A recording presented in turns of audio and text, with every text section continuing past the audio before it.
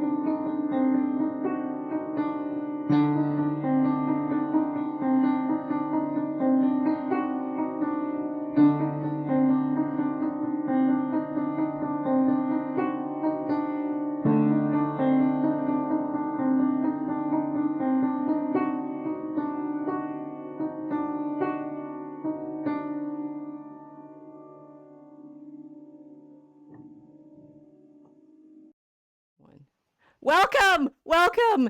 And I still don't probably know your name, I realize, because you've been hidden under an internet avatar. We will. I don't know whether we want to tell everybody who you've been, because you've actually been with us in DCR from the very beginning. I realized, although I think you changed your name a few times in the DCR.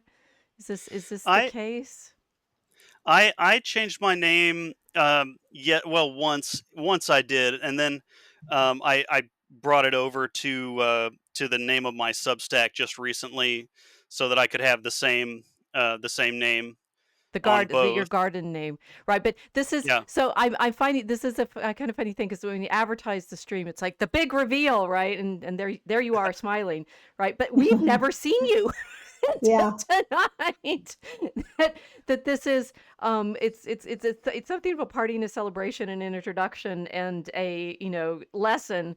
But a lot of it is in the joy of, in fact, this is working, right? The internet is working as we'd hoped it would, setting up the Dragon Common Room, inviting everyone in to make with us in this amazing mosaic. And then guess what? There are real people out there. Yes. And I've Or is really it enjoyed AI? it. No, sorry. Wait, yes, are you AI or not? We're not sure yet. Maybe I've just set up an AI to do my face like this. Well, pretty soon we're never gonna know. But we don't like this idea. We don't like this idea. In the Oh poem, no. Maybe you're an AI. well, you know, well, Casey and I have met each other in person, so if we're AI, we're robots too, right? It's Yeah. like My Well, AI version that's would be coming much down the younger. pipe as well. So anyway, the ladies and gentlemen, may we present Quinn, who has lived in DCR. Absolutely everybody knows him already, because you've been talking with him for years and years and years now. You did. I played with Telegram to sort of find out. It's like, when exactly did you join the chat? And I think you were literally the first one. Oh Really? wow. I didn't know it was the first one. Well, Cool. maybe I'm not sure. It's like if you changed your name, there was a deleted. This is the sort of weirdness of what being on the internet is like for us, right? It's like, under which avatar were you? I knew you'd been around for a very long time, and therefore you can actually probably tell our audience the origin stories of Dragon Common Room better than I can. Well, somewhat, and you have yourself And you know what? Maybe we should go over that because it's been a while since we've gone over it on stream. We should. Um, And you can do it because you've been watching us and chronicling it. And in fact, and everybody, guys, this will be linked in the description for this. But Quinn, alias, and we would leave it as a puzzle. Can you figure out who he actually is? Wrote a guide for us of the Dragon Common Room, what we've been up to. So this is it was on the syllabus. You guys weren't paying attention. He was. all right, so I'll give the short version, and I wasn't in the thick of things, but so back in the old days, right when Milo was kicked off. I forget what he was kicked off of, but Facebook. he moved to He was Telegram. kicked off Facebook. It was when he lost his Facebook account. Yeah. Right. So he set up a room in Telegram, and all the Milo fans congregated and got up to their antics right away, and various shenanigans happened before then. But The in lore. This is in deep the lore. This is like yeah, Elrond level. This is Elrond level lore. back in the I was there. ancient days. I 3,000 remember. years ago.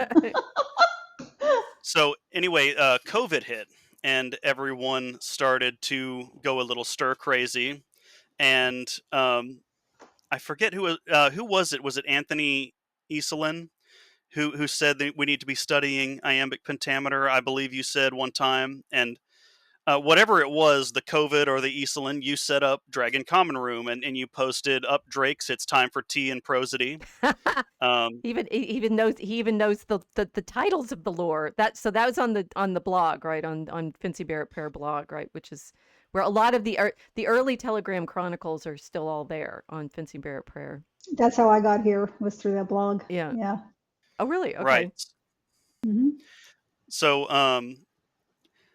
after that, you set up the Dragon Common Room and decided that you were gonna form a poetry circle and teach iambic pentameter, the heartbeat of the English language, to try to restore the culture, try to realign us um, on Christ and on traditional art forms.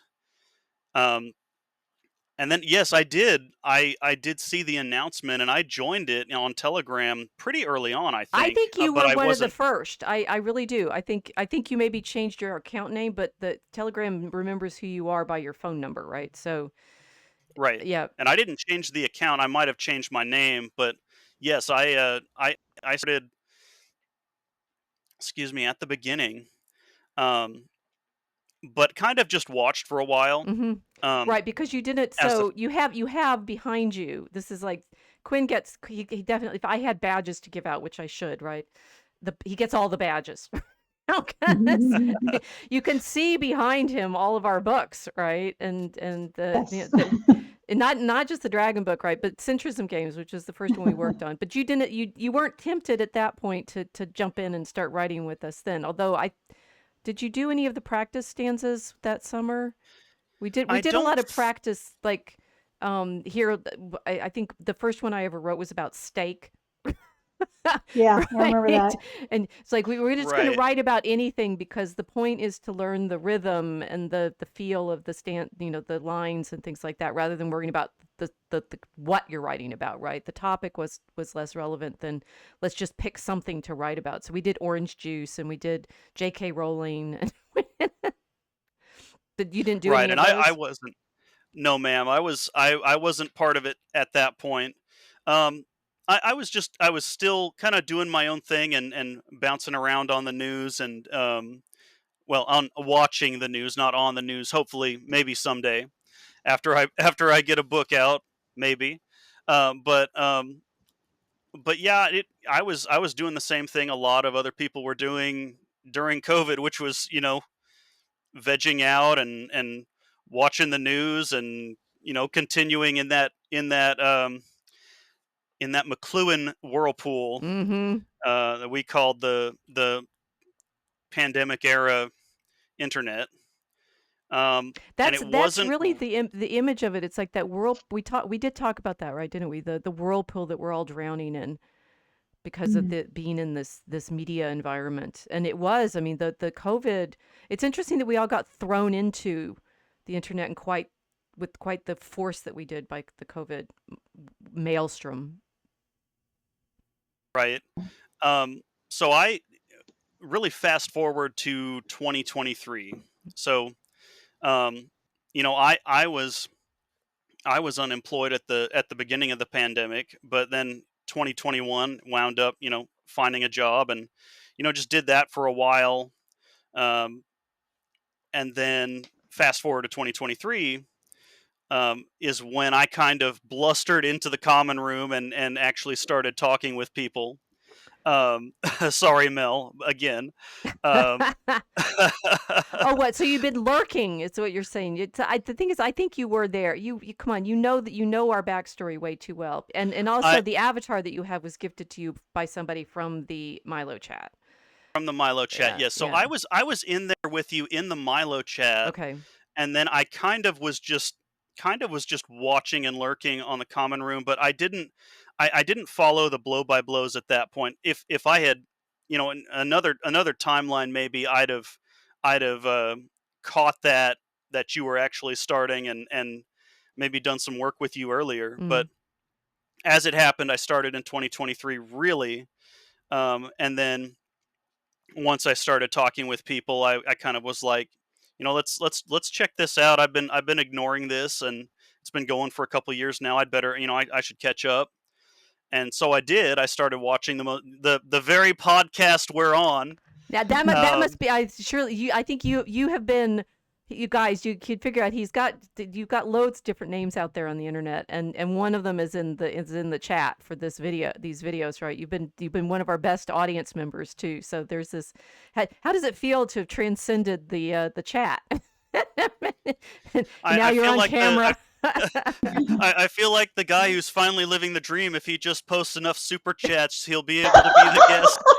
No money changed He'll be hands. noticed. This is yes, the Sinpei notice me moment. Well, And and all I yes, and the thing is I mean, it's the I mean, you have meditated. We know this because you've been in conversation with us all this time, right? Meditated so much on this McLuhan experience that we're all the McLuhan moment experience we're in of how are we interacting through all of these different layers of the media, and that we've gone from being in a chat with avatars that do or may not. For the longest time I had no idea what Casey looked like, right? And I was convinced she was like this actress from you used no you had a really stable picture for a Oh, long time. She had short I hair did. I and did. That was oh gosh, what is her name? It's, Suzanne Plachette. right, She did and a it's yeah, short she hair and yeah, everything, and then I find out no, yeah, you've got long hair, and yeah. um Yeah, my hair used to be a lot longer too. so Uh, we've lived through these several years of being in conversation with each other, but at different levels of I don't know what to say what it is, right? Because it's all on the same platform of media. Either it's in the YouTubes, but you're in the chat, you're well, watching it. It's yeah. different levels of virtual reality. Mm. yeah. Um, and different media, from text to we were musing during the tech test of how we've known each other on the text, and have been corresponding for some years now, about 2 years, I think, two and a half, around. But then, we've never, it's been what they call parasocial. Mm-hmm. We haven't seen each other face to face, and in a way we still haven't. We're still in Oh, the vortex, just a little higher up, looking at each other through magic mirrors that we call cameras and the internet. And Well, yes, so that's what Casey and I had been writing together for years, and then we met in person at BaseCon last year. There was this yeah. sort of like First time. you talk about the characters in your books coming into Yeah. life, right? You're saying like this character that you've only known as a television show. Yeah. It's a bit surreal. It's very surreal. So this and I I'm not sure that I've ever seen anyone really talking about this parasocial effect. I mean, we worry about everybody going ballistic in the social media and all the bots swarming and triggering and trolling and stuff like that. But the sort of feeling of going from linear to flat to three-dimensional is. So I think the text is linear. The video is two-dimensional, right? And then if we actually meet in person and you're suddenly incarnate and you're saying, it's like, what have I become if I'm able to step out of the media into the world again? Right, and there's been some commentary on that sort of thing since the advent of cinema. I mean, you have probably seen that clip of an early movie theater where they have the train, and the train is coming Mm. towards the camera, and then everyone in the theater ducks because they're not used to seeing pictures. It's like their brain is telling them the train is about to run you over. And McLuhan on the when the Mechanical Bride was talking about some other things where the media was, well, even Fahrenheit 451. Actually, Fahrenheit 451 is a better example where the lady is in her four walls. Her four walls are all television screens, and she's chatting with the characters as if they actually are talking to her, but they're not. It's a one-way transmission. Mm. Huh. Very interesting. Well, and that that it back in the day. I mean, we're both older than you are. But remembering watching the television and wishing you could talk to them, and now we kind of can, right? I think that's the people's experience of watching the podcasts or these like the live streams and such, and that somehow you can, like, if you jumped on the call, you could suddenly be in the television yourself. It's like Willy Wonka level of wanting Yeah. to, can I be on television? Look, Ma, I'm on television. But that was high science fiction too, wasn't it? That was what everybody was hoping for, that we'd be able to see the people we're talking about on the phone. It would be a television phone. That was And Right. portrayed in suddenly we got 1950. them. Yes, And you it was suddenly like, have. so do you, this is, I remember, right, growing up and having the characters in the shows having video phones. And it's like in Blade Runner or something like that, right? And it's like, Hmm. and thinking that's just never going to happen. And then there was some time around 2010, my mother was wanting me to get on Skype because that way I could talk to my brother or something like that. And I'm like, why would I want to do that? I like talking on the phone, right? And Yeah. no, seriously. And then there was this kind of, it's all of these blurred boundaries, right? That at some point I realized I was having video calls all the time. And I'm like, this was before COVID, so it was the possibility. But then it was very weird talking to friends that you knew, or even like my family, who I'd been used to talking to on the phone, and then seeing them talking to them in the phone. Yeah, it That was feels weird. it feels more impersonal when you can see, rather than talking on the phone. And I think it's because the sound just came directly into your ear, and it was just kind of almost physically a comfortable thing. You were doing something physical, whereas this is very passive. You're just kind of sitting very still, Hmm. trying to stay within the shot, right? Yeah, that too, right? The sort of constraint that it gives us physically. Yep. It's Quinn's fault Yeah. that It's I'm a trying to talk into the mic like this because he kept teasing me about not being able to hear me if I turned away, right? Yeah.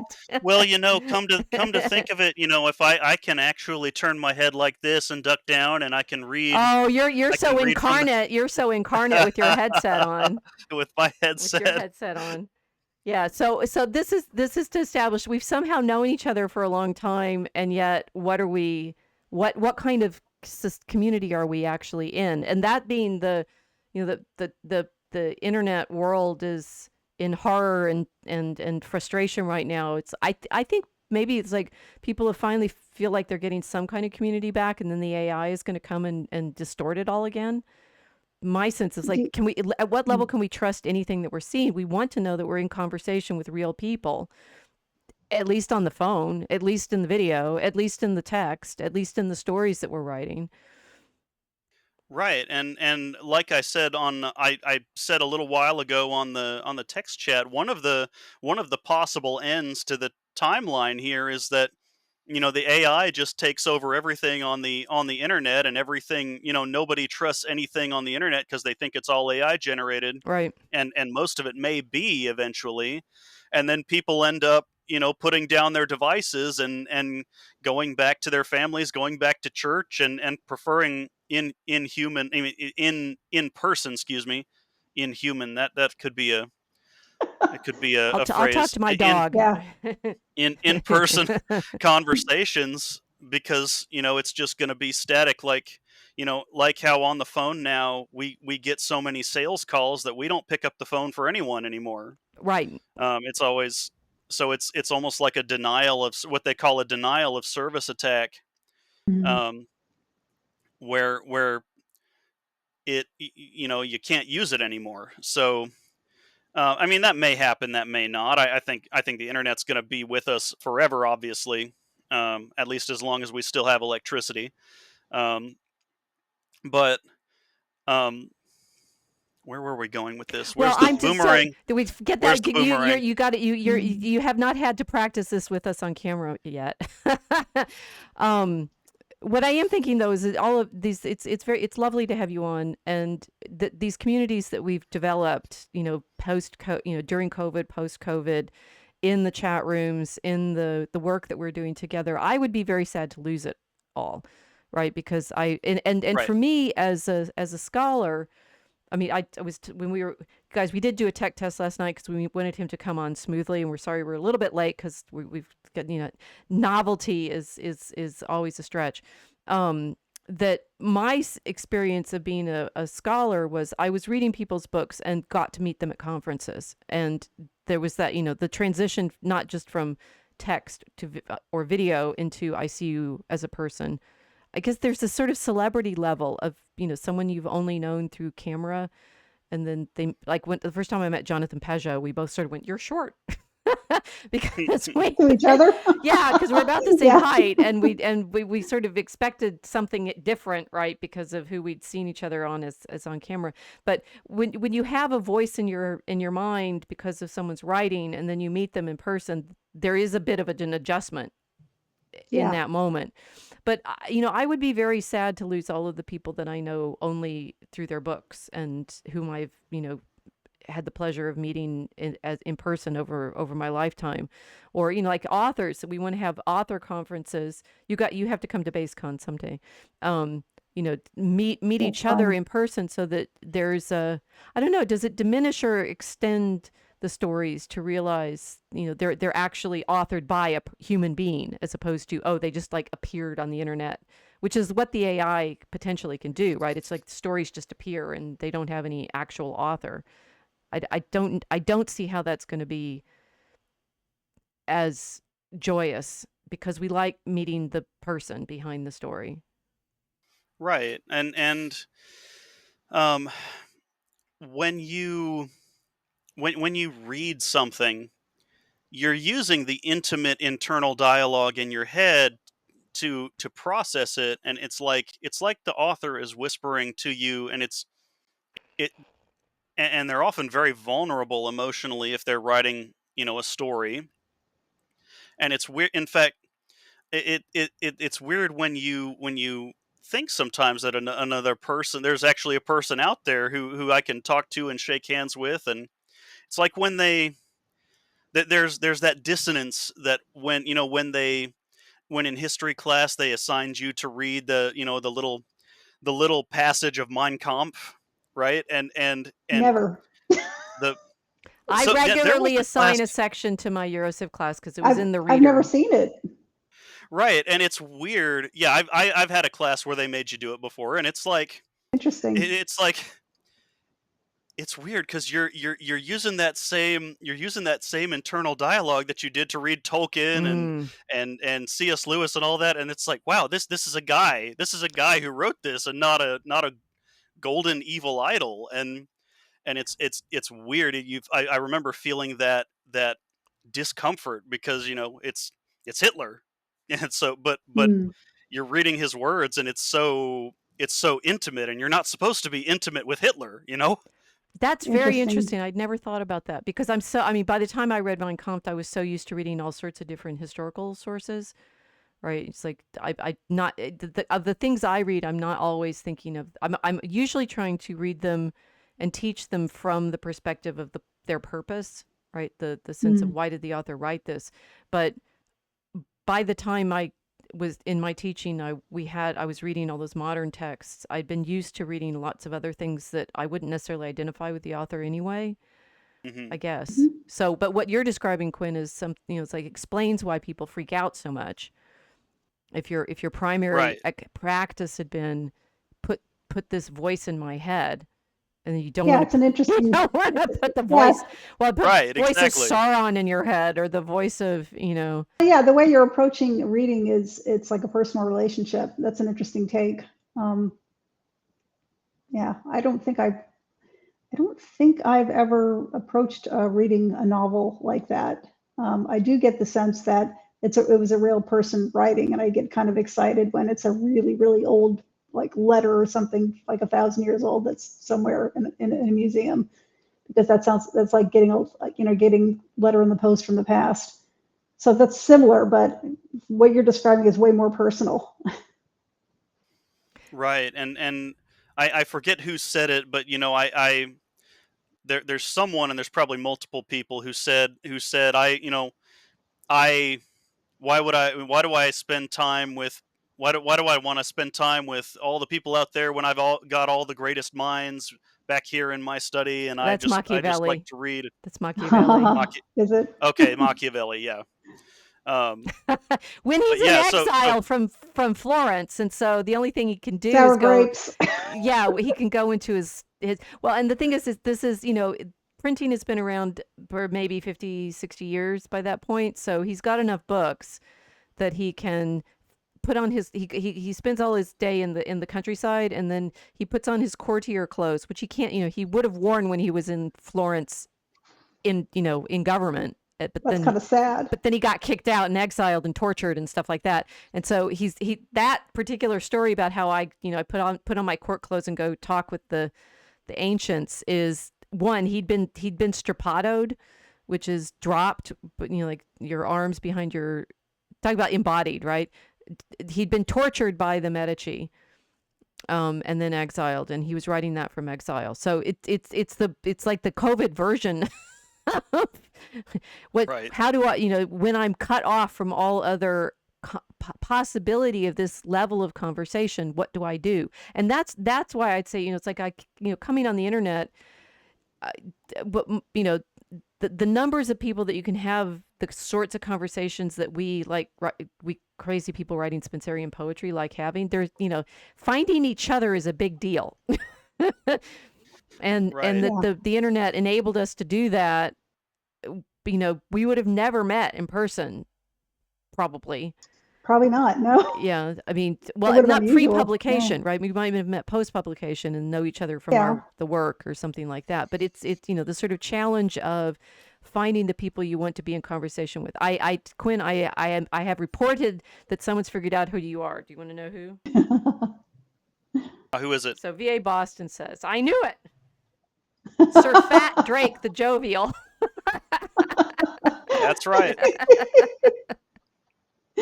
Oh, So there you go. Yes, you're right, VA. We'll get you on too.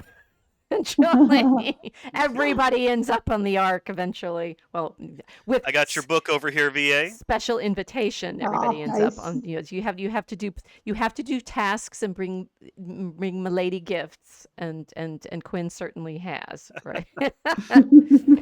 So okay, so this is it's interesting meta exercise. Let's talk some specifics about what you've been writing. So you actually know, let's tell, if you can, elaborate a little bit more on the what you've seen in DCR, because you actually did do that wonderful onboarding guide. So anybody who's watching and you want to become what we are now, which is, people who know each other online and enjoy working together.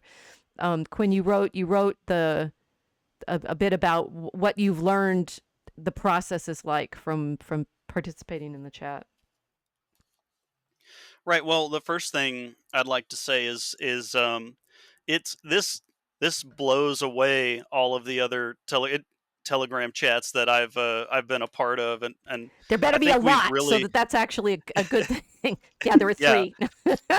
There were a few. Well, I mean, but this is great. This is great company. I really have enjoyed the company. It's we have a lot of intelligent conversations and a lot of conversations about the topics that are relevant to our day. And I, when yeah, I'll go ahead and say it now. I mean, when we're I remember, and I've been taking history classes. Um, they always say history is the story of how we got here.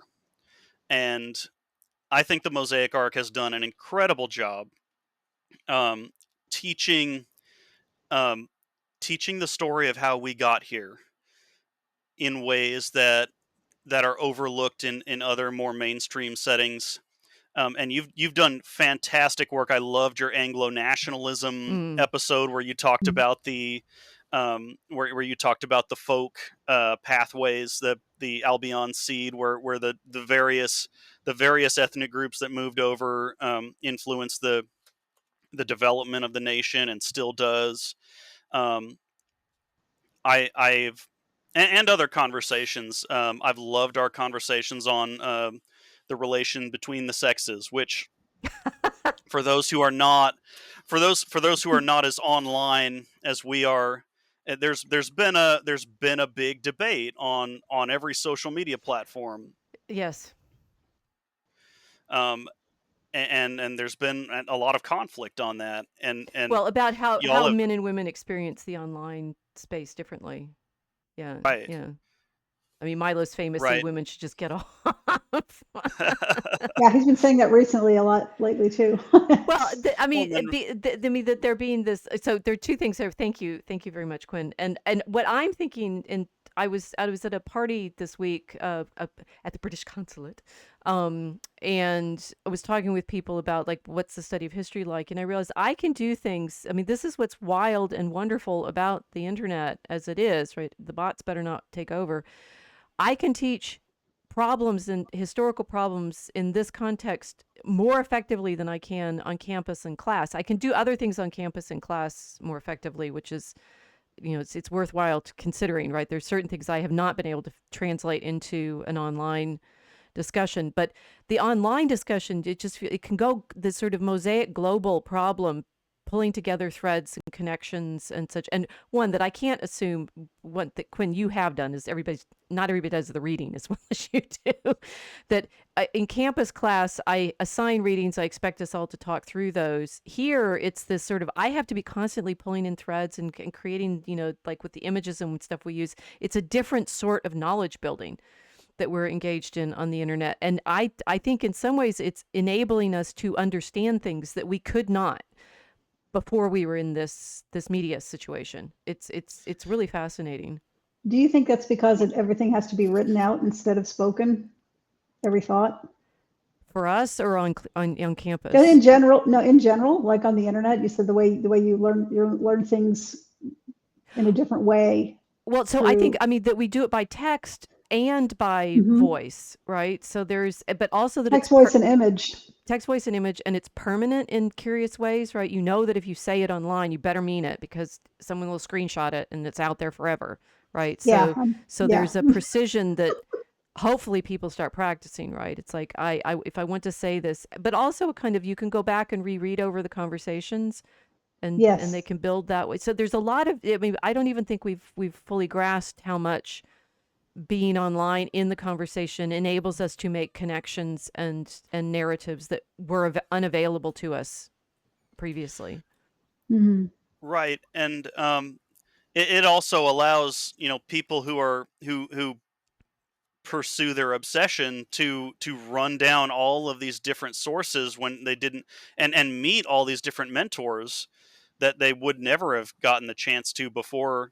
um, so we really, having the knowledge, the mass of the world's knowledge at our fingertips, or most of it on the internet, is a big boon to people like us. Mhm. But it's also terrifying because you need a guide through it. And that's, Right. to a certain extent what we're our cruise ship, right? We're giving you guided tours of all of these different journeys. Yeah. And that's one of the things that I think you've done really well. Is I have loved buying books, collecting books, but so when I found your reading list and started engaging with y'all, um, and I've been a hobbyist writer for quite a long time. I mean, ever since I was well, before my teens, I was writing little stories and uh, and on the playground making up stories with some of my friends Nice. to tell, and you and the DCR really helped me. Mostly you, because you wrote the reading list, I presume. Um, Well, Gave me some there's many really reading good. lists. There's different levels of reading lists Exactly. depending on which thing you want to be studying, right? And that's also, I mean, I realize it's like, what is my job as a professor? It's making lists. Which Right. we give the fancy title syllabus to, right? But it's a guided series of readings that And there's a mosaic art for that, there's a lists. there's a mosaic art for that. We Right. did that show too. That right and this being, I mean, it's one of the things I'm very grateful to McLuhan over the past few years to give me language for talking about what we're up to is right, all the knowledge is out there, but it's a giant ocean with no map. Right, and you gave me a map that really took my writing to a much higher level, and a lot of things to a much higher level. I feel like I have a better understanding of lots of things, of history, of the traditions of Christianity, which being one of the unwashed heretics that blew into the common room, I have a little bit less experience in on the Catholic side of of Christian history, medieval and other places. So I've learned a lot right there. Um, and I mean, kind of going down the list of He's the got the first list. Oh, page. I see. We can show you. Did he actually? Here's the list that he made. Here's cool. Pull it up. There we go. Maybe I should read a couple lines here and just maybe not the whole thing, but a few of the bullet points, and for those who haven't been following the entire podcast, um, Right. tell them Here's your what we've been up syllabus. to. He wrote the syllabus Right. for you guys, so there's no excuse. And it is actually it's linked on the study guides on the Mosaic Arc page, but it's also pinned. And it's I put signposts to the syllabus everywhere, and people still don't find it necessarily. It's pinned in the chat and the channel. But anyway, go ahead. Okay. What to know first? This group, the Dragon Common Room, is focused on teaching Christian poetry, art, history, mythology, theology, and symbolism from a Catholic and Orthodox perspective. We also analyze current events through these lenses. Here's what you will learn if you hang out here. Look at this You will learn list. This poetry. is great. It's like the bullet points go on and on and on. Okay, keep going. It's You extensive. will learn you will learn poetry in its forms, especially iambic pentameter, the heartbeat of the English language. This is what we call learning to scan. Scanning means to read the meter or rhythm of poetry. Poetry is the heart and soul of our English heritage. You will learn the history of Catholicism and Orthodoxy and its peoples across the world, with particular focus on Great Britain, Australia, the Middle East, East Africa, and the United States. You will learn to apply lessons of history to the modern day. You will We've learn the done pretty good significant. at that, right? The applying the lessons. I mean, it's like this is the problem of like Yeah, showing people how we're actually in the story now and it's connected. right. Right. I was just watching again the other day, and Kiltz was saying during back in episode in the 40s somewhere, how we're realigning ourselves with the tradition, with the story, that was always there. When our modern in the modern times, we've kind of drifted away from that. We've lost it, and we're resetting.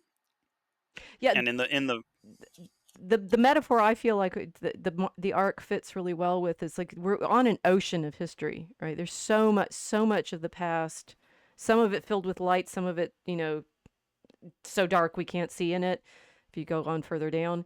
And I mean, even I even feel like having been reading and reading and reading for decades, I barely know drops of it, right? And just like there's always more of this ocean to explore. It's intense. Yeah.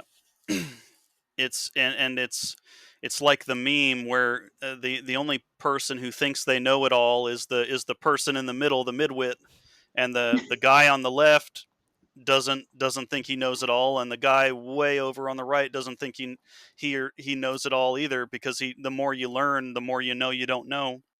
It's the best image I've seen of that is the amount of knowledge you have is like the outside of a sphere, and or the inside. If you have a sphere, and your sort of the boundaries of your knowledge are on the X out. But the more you learn, right, the sphere gets bigger and bigger. But that just means you know you know even less, right? Because Yeah, the dot gets smaller and smaller. the thing that the edges of your ignorance get larger. Yeah. So you're more aware of it. You can keep going. Guys, everybody, Sure. he wrote this, right? This is abstracted from what we've done, and it's the one chance you're going to get to have anything be made clear for you, because he was able to. He was very thorough. Yes, very good.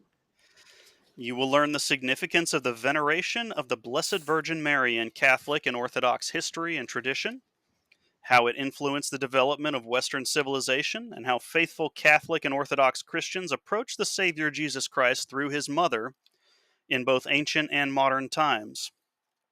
You will learn how empires have shaped the structures, the medium in which we live our lives, think our thoughts, and relate to others, how these structures exert control over our minds, how Satan and his servants have used these empires to dissolve the old structures of Christian life, and how determined Christians resist these forces and even thrive within the imperial currents of the fallen world. See, this sounds like a manifesto. We're doing pretty well, right? It's like anybody out there, if you're feeling in despair and fighting the culture war and feeling like, where do I go for, sustenance and understanding? Here! It does sound very manifesto-like.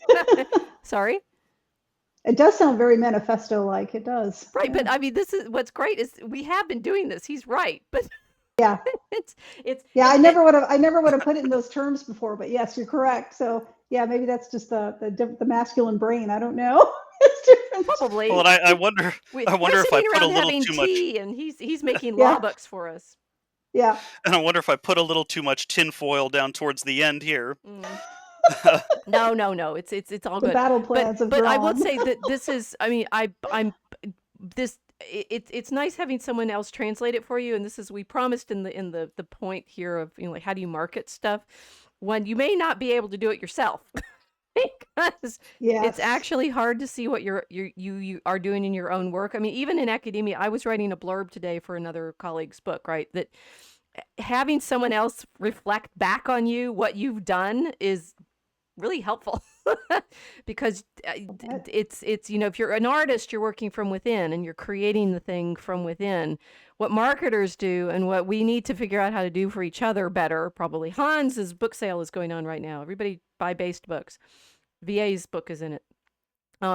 That figuring out how we can better describe for each other what the point is. It's actually really helpful. Right, and it's important to market. It's important when you're marketing yourself to be able to break it down to a quick takeaway, because that's one of the realities of the modern world. I mean, really, of any written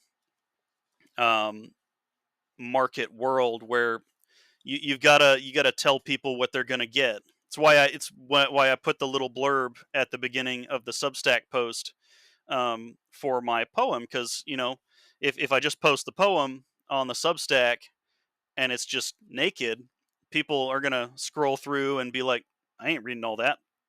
Well, everybody needs a frame, right? And this is Right. the meta level of what we're doing on the internet. I mean, the internet is frustrating and confusing and stuff because it broke all the frames. Right. I think this is one of the things that the news, the mainstream media got upset about, because they'd spent decades and decades constructing their platform. A platform is a place where things are shown, right?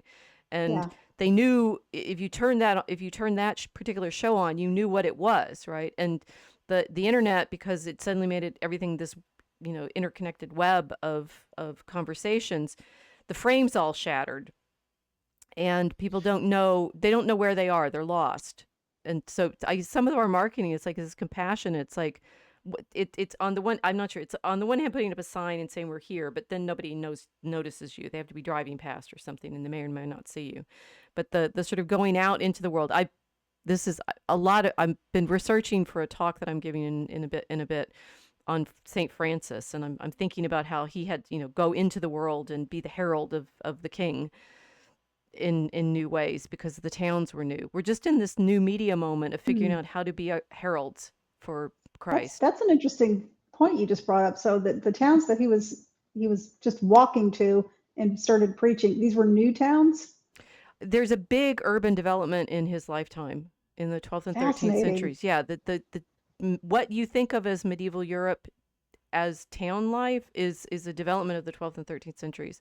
And that's one of Oh, the interesting. reasons that the Franciscans, the Dominicans are important in the way that they are, is they have that they participate in that media environment, which is the plaza, right? It's the town square Yes, where it was brand new. And it this was is our brand town new. square. This is our plaza, This is our plaza. right? This is our town square, and we're trying to Fascinating. learn how to be better heralds.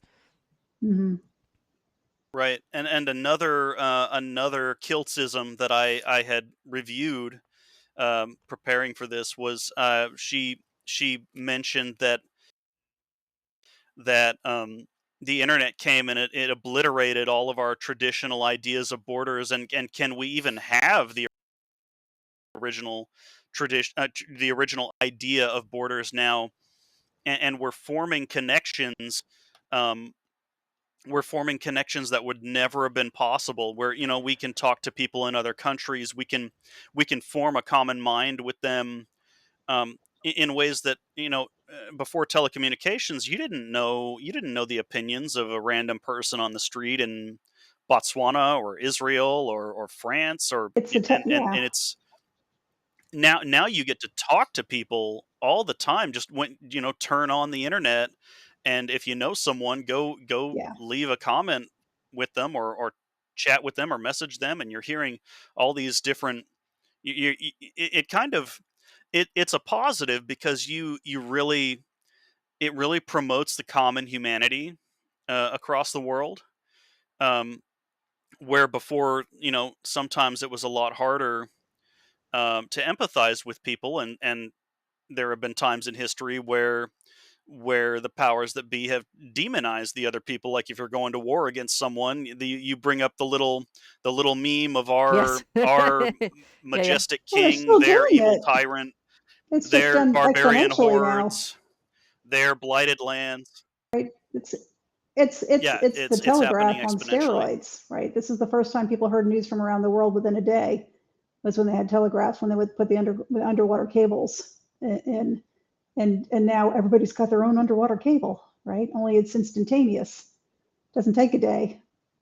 And it's on, and as we've been talking, it's been on all of these different levels. It's just in text, it's in videos, it may be in two-way conversation. Yes. Yeah. Yeah. No, It's. I was watching a Mhm. little video this morning that was someone walking through the streets in Shiraz in Iran, and just walking down the street and you see all the people, and I realized, thanks to, I mean, particularly Telegram is good because you get videos and images from everywhere, well, maybe everywhere, a lot of other places that I realize I've never even seen a video of. Mhm. Like, there's so much of the world. You think, oh, we're all connected and everybody can travel everywhere, but the movie locations aren't everywhere, right?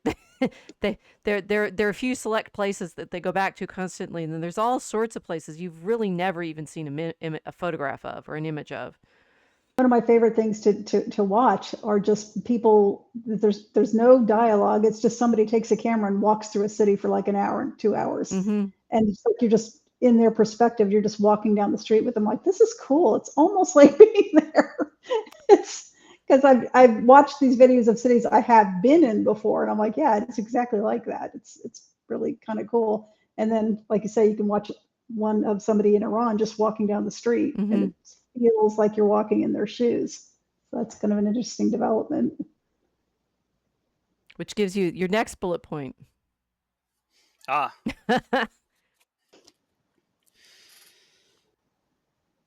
you will learn the benefits and drawbacks of the markets, industries, and technologies established by empires. to mechanize, homogenize, and disincarnate human beings, oppress foreign and traditional peoples, dissolve culture, promote sin, make citizens dependent, and extract monetary wealth from human life. Those are mostly the drawbacks, Minor, The but there's dragon, benefits minor too. drawbacks. our dragon staring at himself Minor in his crystal drawbacks. tower is always that. Yeah.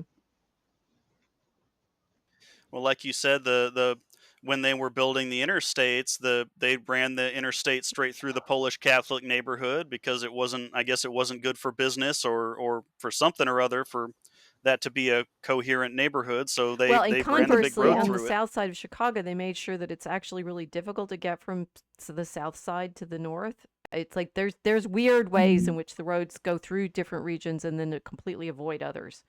And you're like, wait a minute.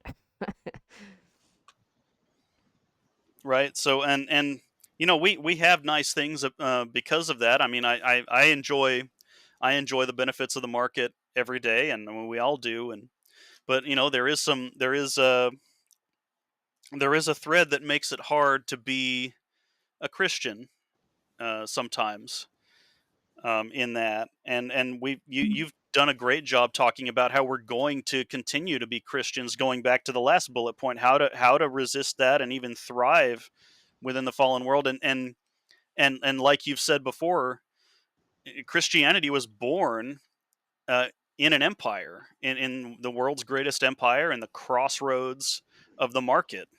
In that Yeah. empire, it's where we came to be. Yes, it's Um, Jesus was crucified was the center of the world. So, right, yeah. And the thing right, is, not going the back to St. Francis, that as you said, the 12th and 13th centuries were a similar period of media transformation, and the going into the world. I mean, it's like that's what we are. We're in the world. There's monasticism, which is a contemplative, retreat, but we're made to be the salt of the earth, which I've just been in my alchemy reading. I've just learned is another cool thing, right? The salt, but the sort of salt that's necessary for the catalyst of transformation. So Mhm. if we weren't in the world would be sadder. right, Yeah. right, and that's all that we can do, and all that the Lord has asked us to do is to let your light so shine. Right. Don't hide it under a bushel. And it's a way we can serve God's children is by holding up that light, no matter our circumstances. And we get caught up in the swirl of politics and news and things, but in the and that can be a downer, or that can be that can be a lot of things. But ultimately, what the Lord cares about for us participating in this is to shine that light. And like in the very first episode of the Mosaic Ark, you mentioned that our objective is to reveal Christ through our art. And I think that's a great thing to dwell on, because without without Christ, what are we? Um, people. There's a lot of people who have tried to make art without Christ, especially recently, and you can tell. Mm-hmm. Um, you can tell the darkness versus the light. Um, You really and can. and And the thing yeah, is, Yeah. the more attuned you get to it, the harder I've been seeing people saying this recently. The more attuned you get to the light, the harder it is to look at the dark. It right. becomes uglier and uglier. I mean, the horror, it Well, becomes you quite realize it's apparent. darkness. You didn't Right. realize it Yeah. before. Once you're no longer numb Hmm. Right. to it, it gets very difficult. Which is why it's so important to consume the right things, consume things that are filled with light, to put things into your eyes, your ears, your mind, things that are filled with God's light. Um, and that's what we're trying to do, I think, as Christian artists. Um, and there's been, we're working in fairly unbroken ground, or rather ground that has been allowed to harden, bake in the sun, because there has been a thread, at least in America, where where if you're a God-fearing Christian and you have artistic tendencies, but you're an American, the tendency is for people to say, well, go become a lawyer, but go become a Mm. doctor, go Right? become an email answerer of some kind. That's art. Don't waste your time on that. And so That's the people crazy. who what's that? That's crazy. Art inspires people to action. The cathedrals Exactly. inspired Well, people. the great Christian art is liturgical and in praise of God, and so the dragon has no interest in having praise of God because he's against it, right? Right. That's right. And so the deadening of people's joy is, you can see it I in the just, loss of our great art, but our great art is all made in praise of God. yeah, So the absence of God in art and in popular culture. I thought of this as you were Christ telling us not to keep our light under a bushel. You have to shine your light, right? right. So Exactly. during Pride Month, right, the world inverts this and says, let your freak flag fly, right? It's a Hmm. complete inversion of don't hold your light under a bushel. It's like, yeah, it just popped Yeah. into my head. I Right. can't ever hear Freak without thinking the Fabulous Furry Freak Brothers, which completely like right I that don't know that. if well Quinn What is laughed. that? It's well, I remember it from the 80s, right? And the hippie druggy characters, and there's a cat, right? It's like a I don't know if it's a parody of Garfield. Everything became a parody of Garfield back in the day, but the thing is there, my favorite one is when they one of them makes a vacuum cleaner to vacuum up all the drugs that they've dropped in the carpet, and they end up with these three little piles, and one's sort of green and that must be the pot, and there's one white that must be the cocaine, and there's this giant yellow Oh, one, good and they're grief. like, what's that? And they're like, oh, that must be the beer that we spilled. That sounds like the young ones. Was that the young ones? And it's like the young ones, only it was a card. It was Okay. just a comic strip. It Oh, wasn't a okay. television show. Anyway, so now, see, every time you think of the freak flag, you'll think of that, and it's a I little Oh, think bit that was less rainbow colored. yeah. that's what I'm gonna have to look up afterwards.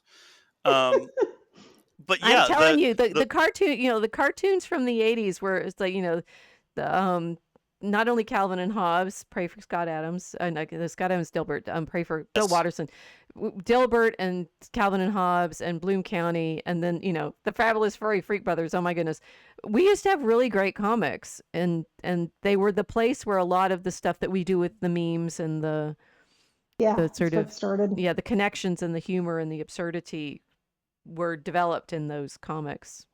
Hmm. Yeah. right. Um, but yeah, the dragon. One thing that's important to note is whereas there has been a culture of kind of on the good guys side, kind of going away from art and writing, just leaving that to the artists and the Or losers. right. There's kind of a stigma there. Well, but Um, a lot of Christian art is just dreadfully bad too. oh yes, I'm not gonna say which ones it is because I don't want to. I don't want to discourage anybody really, but a lot of it is bad. And right, Well, I I think mean, I it's think the way I feel, it's fearful. It wants to be nice, and so it doesn't tackle the difficult stuff that, I mean, the main difficult thing of us, we believe in Jesus Christ as Lord, and that means we disagree with other people on certain right, correct. Yeah. things. But also the way the artists the Christian artists try to express themselves is it's like say it's the Church of Nice, but it's like Yeah. I can't say bad words, I can't have characters doing bad things, you know. I can't I, I'm sorry, I'm blanking on the word here. I can't show evil at all unless it's been really sanitized. Um, and I think it's because well, at least I hope it's because they're sensitive to scandal, Yeah. right? But No, I you think it have, probably is. Yeah. yeah, sometimes you just have to show the evil. I mean, Gibson did this fantastically well with his depiction of the devil in The Passion of the Christ. I mean, that was creepy. I mean, that was nightmare fuel. It really was, you know. but that was real evil, and it was real mockery, and it was disturbing to look at, right? So yeah, even he gave a warning. He says, I wouldn't say anybody under the age of 12 should be watching this, and you'd have to be a Right. real mature 12-year-old to watch this. And it wasn't just the violence. I think it was a creep factor too, in that.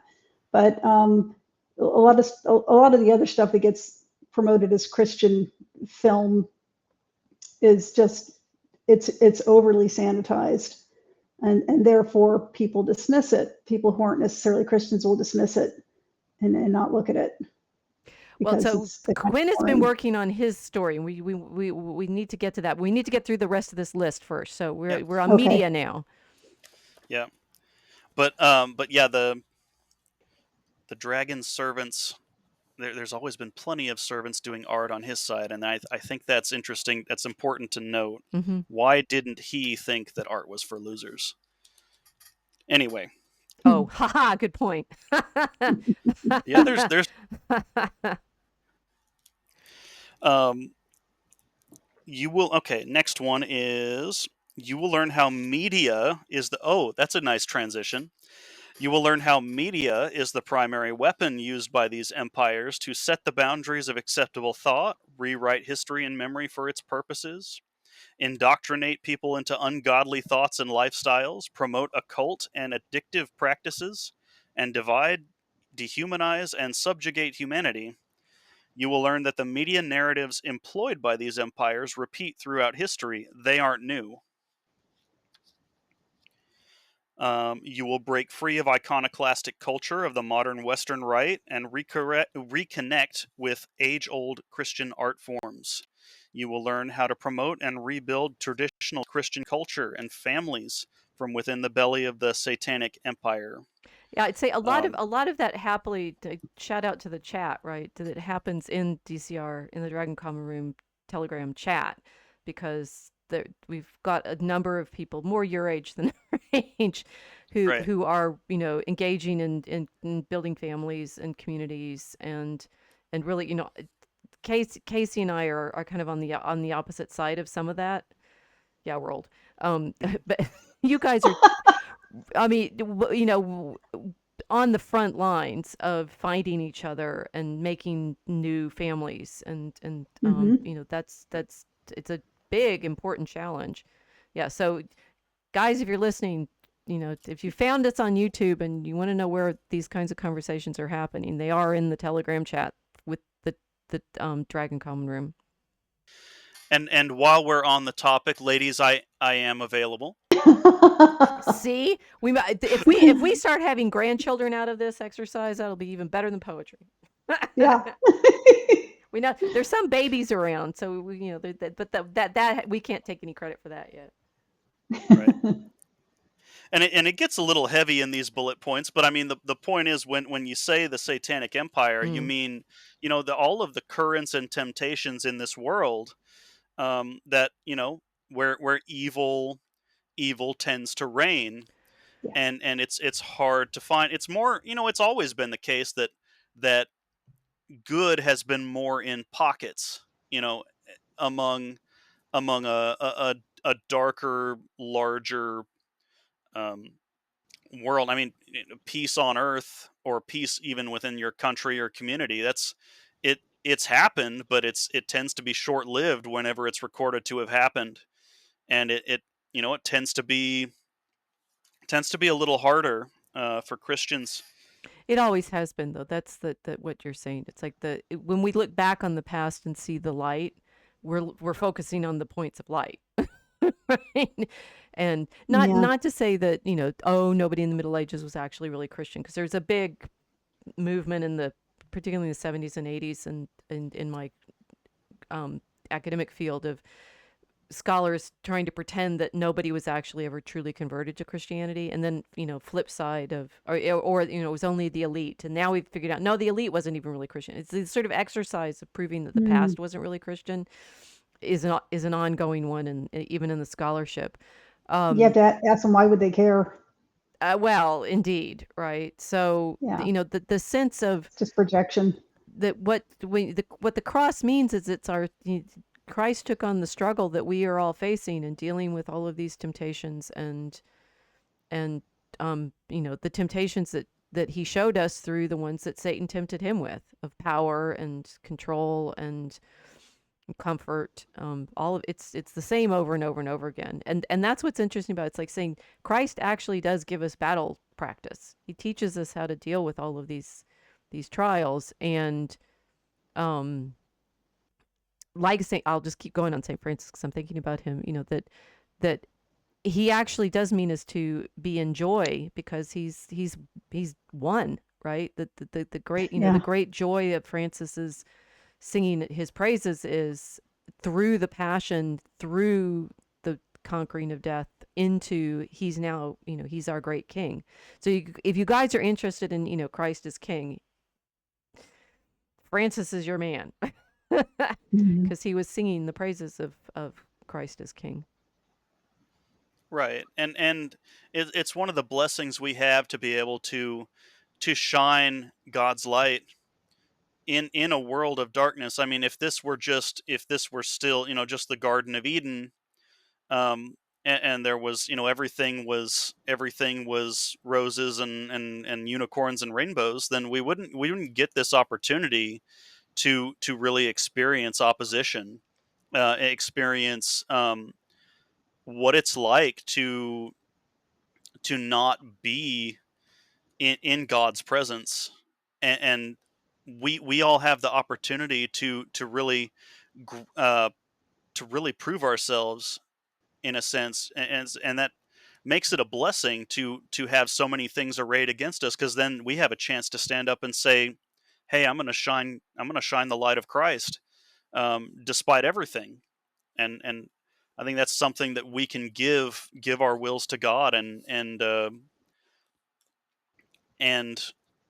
it's a great growing experience for us, for our souls. Yes. Mm-hmm. Let's see here.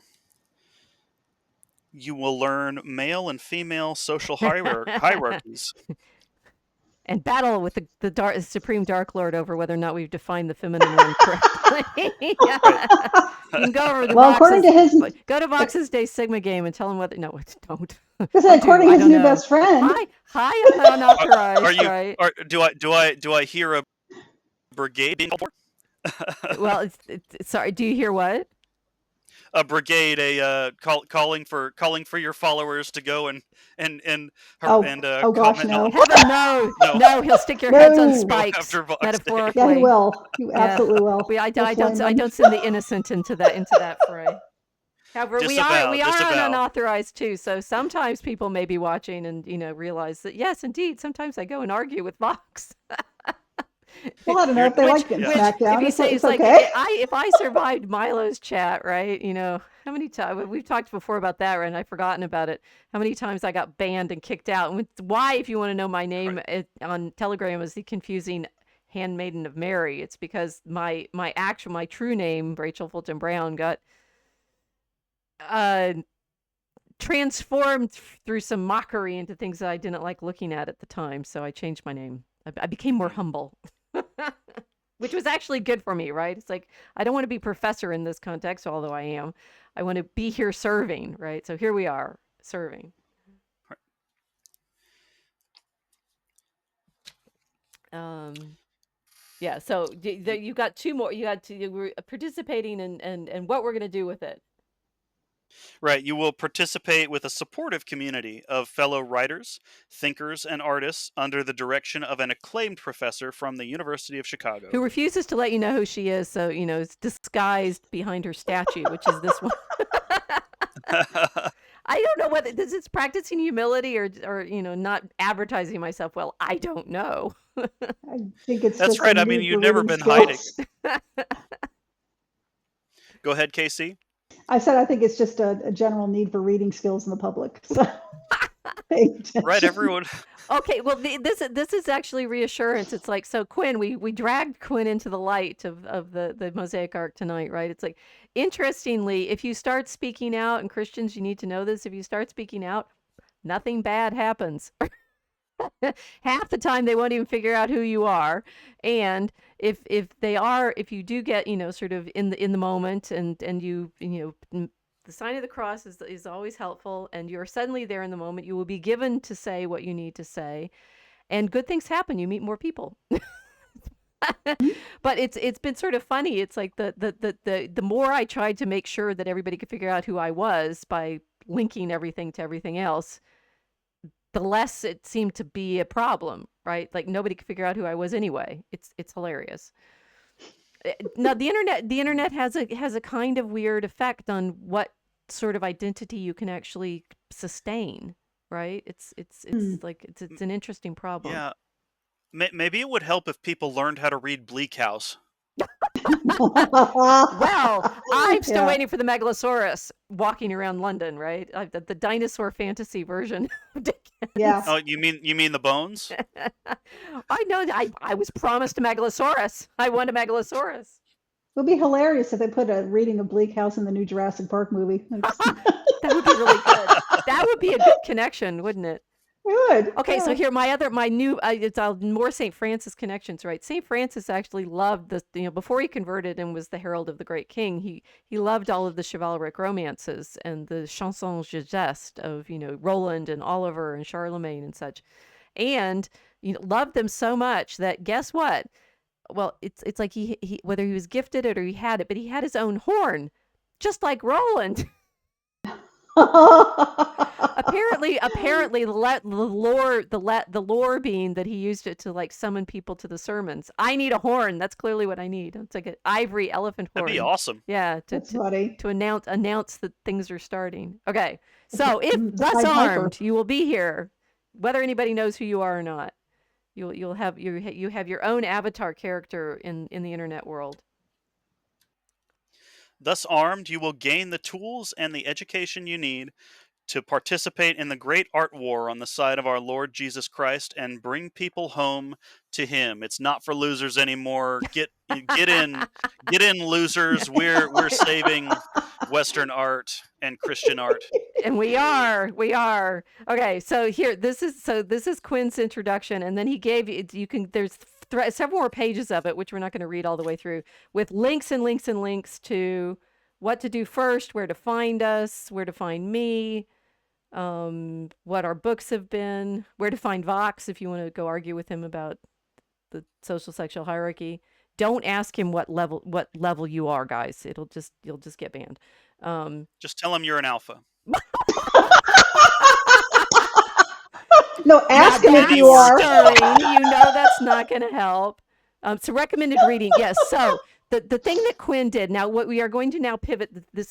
We now come to the part of the show where Quinn tells you what he's been doing with all of this learning.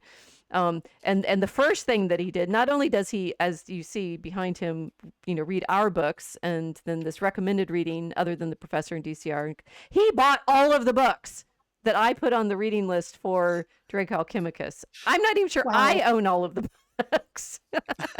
No, I don't. I wanted to, so I did. It's a good reading list. So that It is a good. what reading list. do you do with your learning? And I think this is, I will say this, the challenging thing for me to be teaching on the internet is I need to be able to give you homework, right? Because the best way you learn things is, one, by trying to explain it to somebody else, so aka teaching, right? If you really want to learn a subject, you end up having to like make lesson plans and describe it for people. And if you are an autistic INTJ like me, and you do it from the time you're 3, but because you're just desperate for people to understand, and you're going to talk to them but giving people an exercise to use the knowledge with, right? And I have found the reason that the Draco Alchemicus poem has such an extraordinary reading list is writing the poem itself is giving us purpose and place to put all of our knowledge. So it's hard just to learn something just by reading lots of books. You need to have a goal, right? You need to actually have a target of exercise that you're working towards, which is why you should do your own homework and not let ChatGPT write stuff for you, Right. people in college. or any, it's like the only way your mind actually is going to learn stuff is if you wrestle with it yourself and take the pieces and put them together. So this is a kind of, it's like I've given you all of all of this reading. You don't just read it and stuff it all in your head and then say I know stuff, right? Knowledge is a practice. It's not something that is just memorizing. Memorizing is a practice too, but it's crafting together and putting all of these pieces together. So we give you books and we give you reading, but recognize that they're coming. Let me see what else is on here. Oh yeah, and there's some frequently asked questions so you don't get lost. But that if you're, don't be intimidated by the reading lists. Recognize that they were all put together as more like workbooks, right? The original Dragon Common Room reading list I did was that all of these are still linked through the homepage too, or the Dragon Common Room page. The Dragon's Keep reading list was giving you lots of models for Christian poetry and stuff, but it was all with the background exercise of you need to craft in order to learn. You have to be working with the information and materials and images and stories in order for them to become meaningful for you. Yeah, I'd like Right. to add something about the reading list. A lot of the stuff on there is difficult, especially if you've never read that kind of level of stuff before. Do it anyway, because it's an exercise for your brain, and you learn through struggle. You learn how to read it Right. just by doing it and reading it 2 and 3 times over if you have to. And things that a lot of these texts come with notes to help explain them. We went over this when we were reading from Bleak House a couple of weeks ago. You never just get something, here, read this, now you understand it. No, it always comes with notes and explanations. But that's all part of it. Part of it is learning how to understand what you're reading, and struggling through it is part of the learning. Really good for your brain. Right. And I've got a lot of it left to go.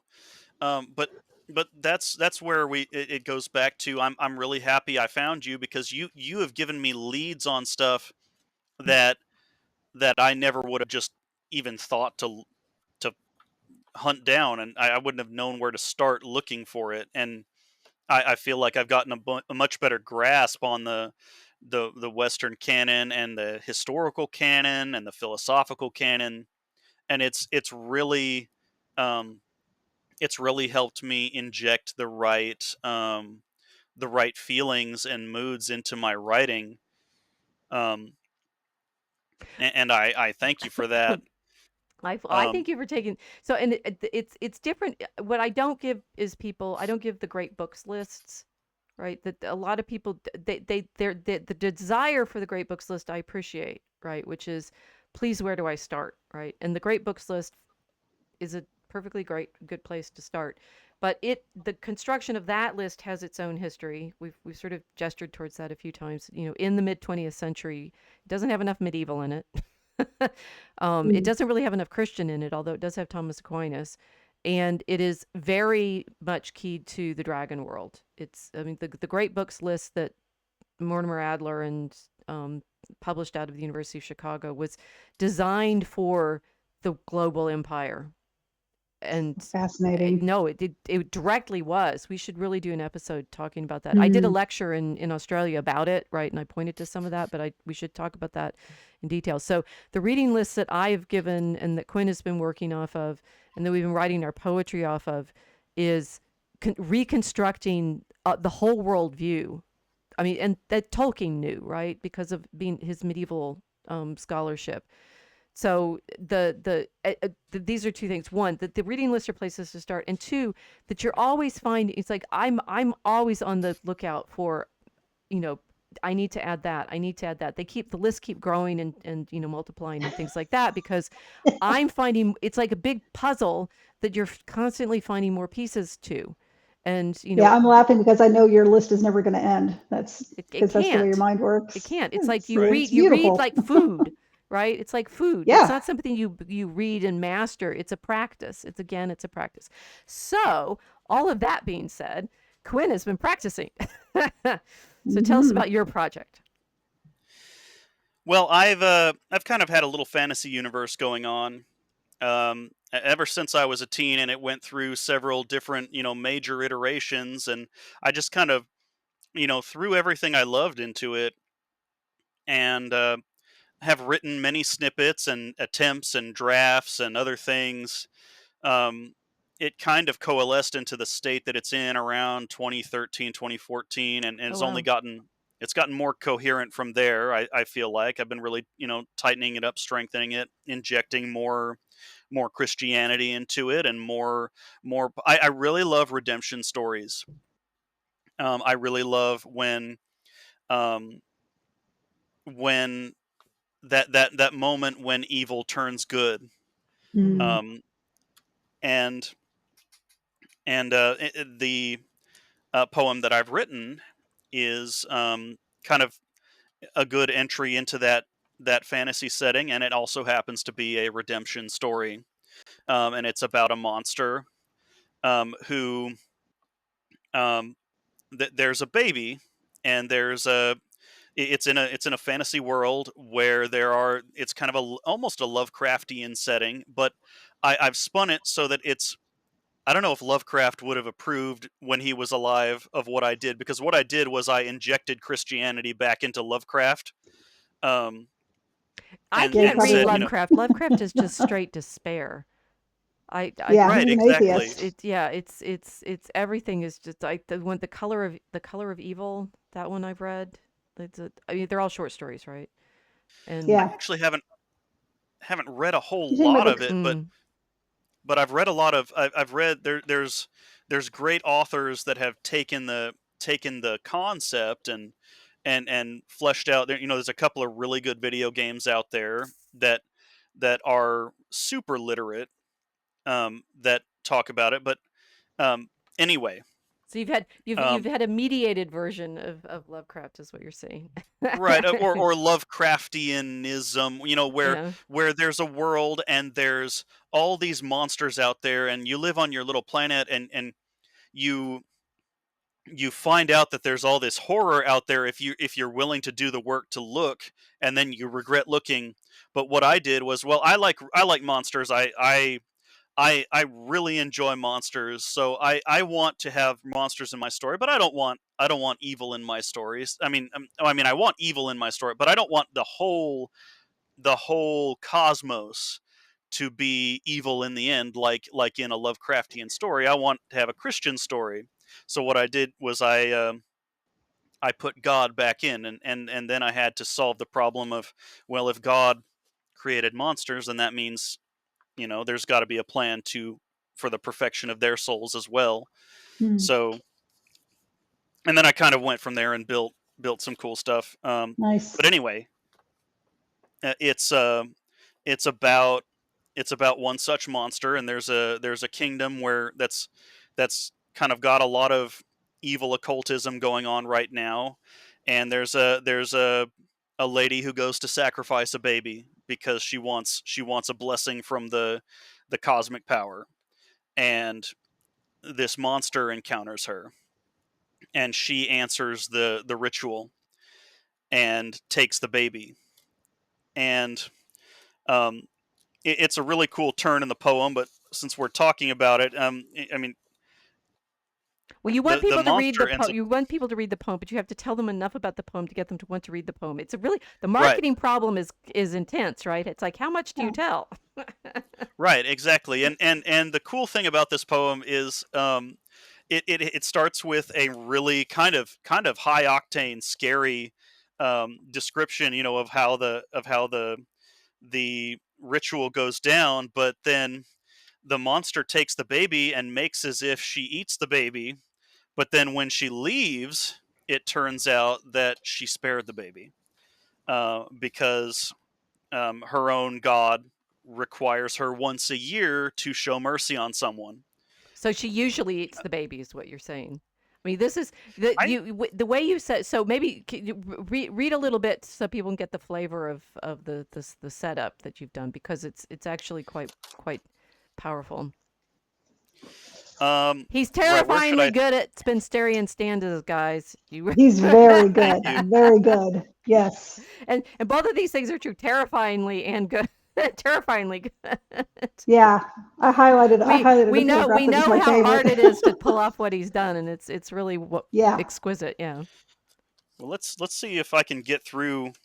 Well, you think I should just go and start reading a few stanzas and then? Um, Um, so what I like if it's giving them the Lovecraftian horror part, it's like get to the you didn't number your stanzas. Now I don't remember about the point when the woman comes up to give the sacrifice, right? And because right, your opening is kind of an invocation to the deity, but there's the action right, when the woman comes to give the sacrifice is quite terrifying. I gotcha. Yeah. Okay, so it establishes the scene, and they're in this kingdom. So to Neris, that old capital, I went to sample the remains of scurvy crimes. For ere some sorry, desperate wretch was spent and strewn out lifeless in its gloomy climes, it made an easy, tasty meal sometimes. Tonight the cobbled park held none who died, but midst the trees beneath its hollow chimes, one phantom sought a rendezvous to hide. With my keen eyes, an odd, intriguing sight I spied. A lady stalked the streets by midnight moon, a babe discreetly passed into her hands. A silver toll appeased her surly goon, who slipped away back to his pirate bands. There was a certain chapel in these lands. To its back door she crept and knocked a script. A furtive priest with furtive body brands admitted her and bade her stay tight-lipped as they descended to a dank and bloody crypt. He took her there and left without a word. The deal was made and set up in advance. She looked around the dungeon and she heard a deathly silence bind her in a trance. Herein she knew the cult had done its dance. In dimmest light she spied the altar stained. The floor a blood-etched mirror caught her glance. She snuffed her lamp and drew the knife ordained, her bundle doomed to have her precious heart be drained. The, the lady Yeah. set the girl upon the slab. She stirred and wept as if she knew her fate. Stay calm now, Rhea. Calm, it's just a jab. But Rhea's anxious fears would not abate. She heard the baby wail upon the slate, and in profane reflection in the floor, she thought she spied herself a ghost. The weight of all her pain and fears, full swollen sore, to burst her and rebirth a demon and a whore. The woman blinked and shook with gasps and sighs, then prayed to breach the gates with voice unsure. O ravenous dragon, come and rend the skies! O cloud confound, let souls and minds unmoor! O hands enchant and chain me with allure. This is an echo of the first invocation here. O mother fallen, relish death and guilt, and grant my wish as mercy I abjure. My soul I rend, my blade plunge to the hilt, to damn myself and forge thy pact. This blood is spilt. Her knife whipped down, her eyes shut tight with dread, but met just stone. Her heart stopped in her throat. The baby whined from up above her head. Her muscles froze. She squeaked a fearful note and groped to find her sacrificial goat. Eyes still screwed shut, she stepped back in distress and bumped into somebody's lacy coat. A wraith rose tall, fine hat and blackest dress. Pale drooling mask hid teeth and limbs in foul excess. We like our treats alive, the monster purred. She towered, smoothly slinking to approach. You have a wish? Then speak it to the third. I'm hers, she said. You monster, cursed roach. The lady sniveled, pierced by the reproach. Eratosh, she tried in vain to speak. I'm barren. Then her bladder was abroach. The shadow sneered and stroked the baby bleak. Oh, insect, vermin, beast, is that but all you seek? Garshal, the changeling mother, doffed her mask. Her face was nothing but a set of teeth. You made yourself a monster this to ask. A life you trade, then I a life bequeath. And now we see the soul that lies beneath, like Nazra Downs, who wrought a greater sin. Upon her tail a blade came out of sheath, the one that gave this babe a changeling twin. I heard, did you? But I'll still trade you. Let's begin. The lady started. You, you'd give me seed? Why not? The apparition hissed malign. I'm quite endowed indeed to fill your need. A true-born babe who bears my blood divine. Shall scoffed, and you shall have your babe condign. 'Twill have your blood snake, true-born, fair and square. She will be yours, your husband's, and be mine. Shall's arm lashed out and hoist her by her hair. Since you've become a monster, that's what you shall bear.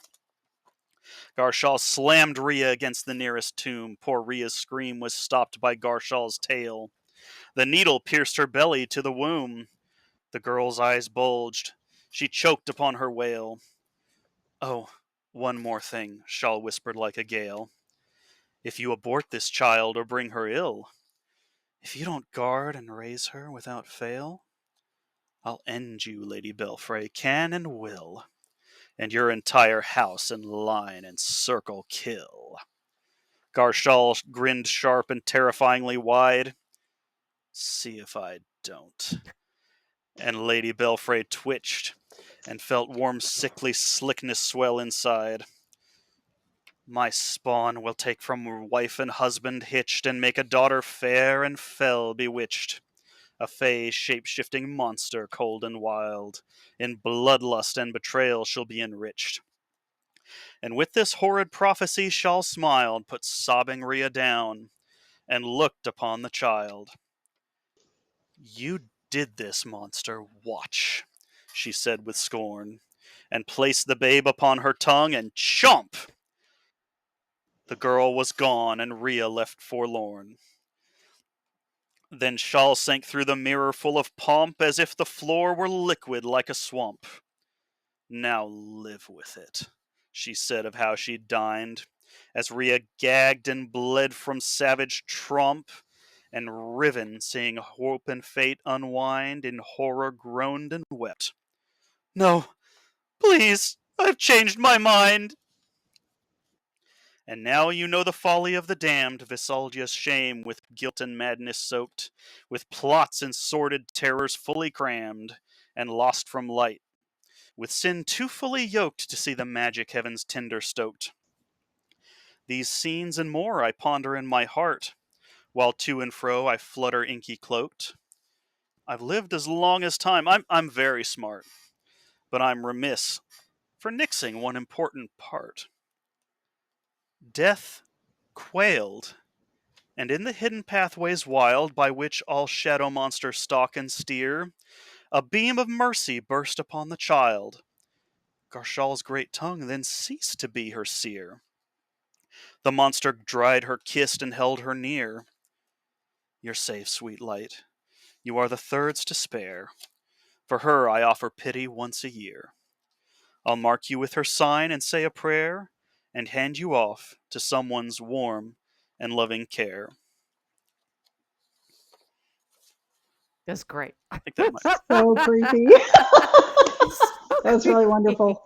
Thank It's so you. creepy, as you're reading that, it's like it's so dark and dank, and you can like feel the filth of the place, like Mhm. some Victorian back alley.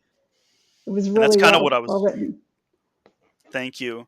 It's kind of what I was going for, and then she has a soliloquy about what she's going to do.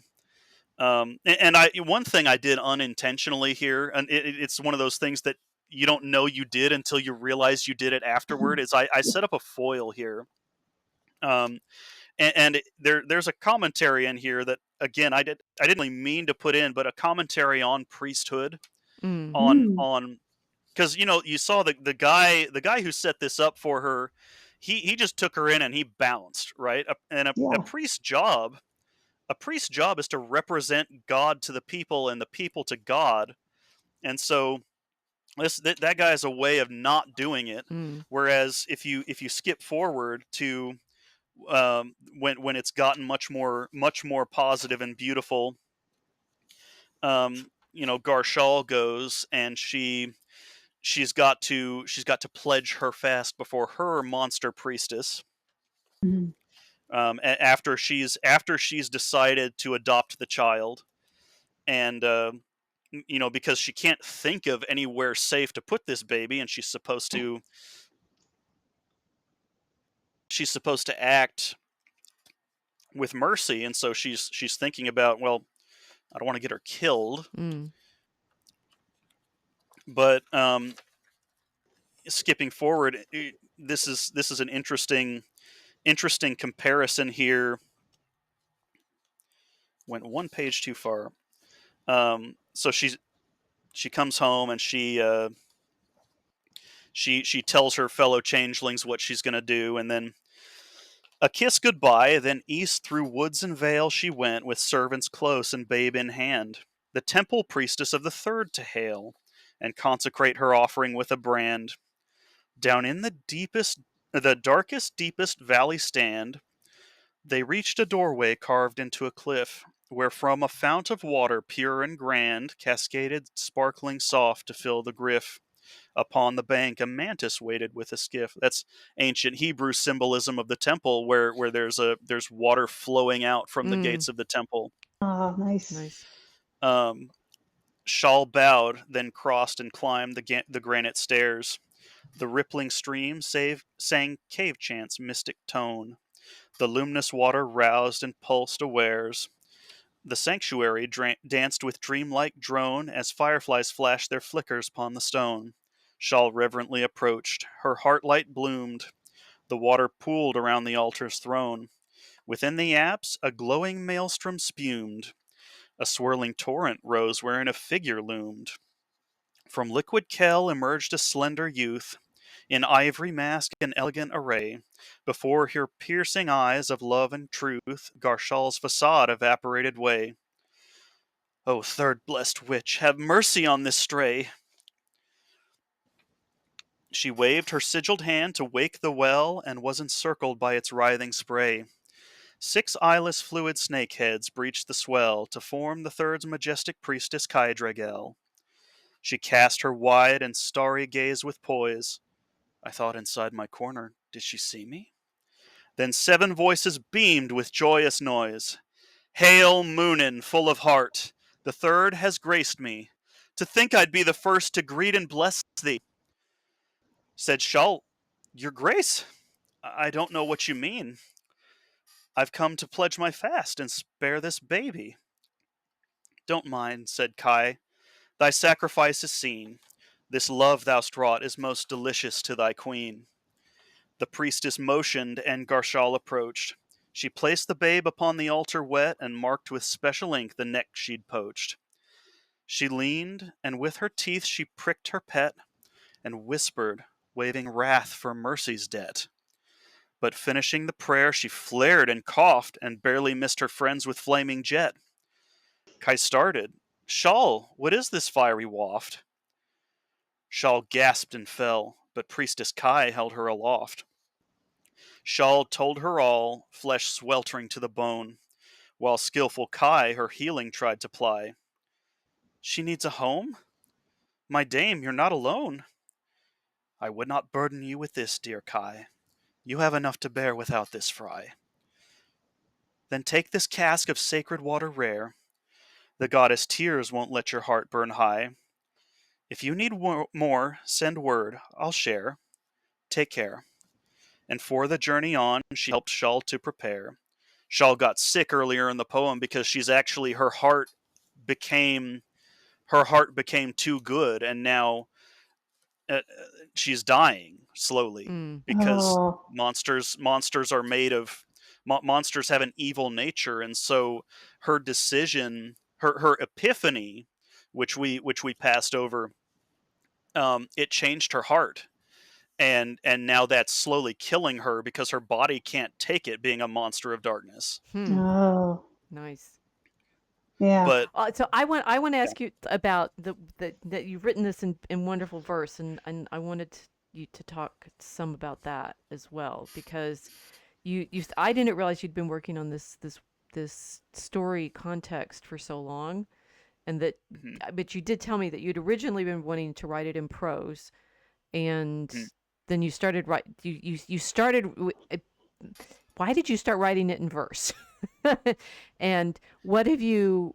I mean, the thing is, I think it's an incredibly effective form for the story that you're trying to tell, and I'm wondering what, because and we also, Casey and I can absolutely fully appreciate how hard it is to craft all those stanzas so beautifully as you have. Yes. I mean, really, guys, this is amazing, and Thank you.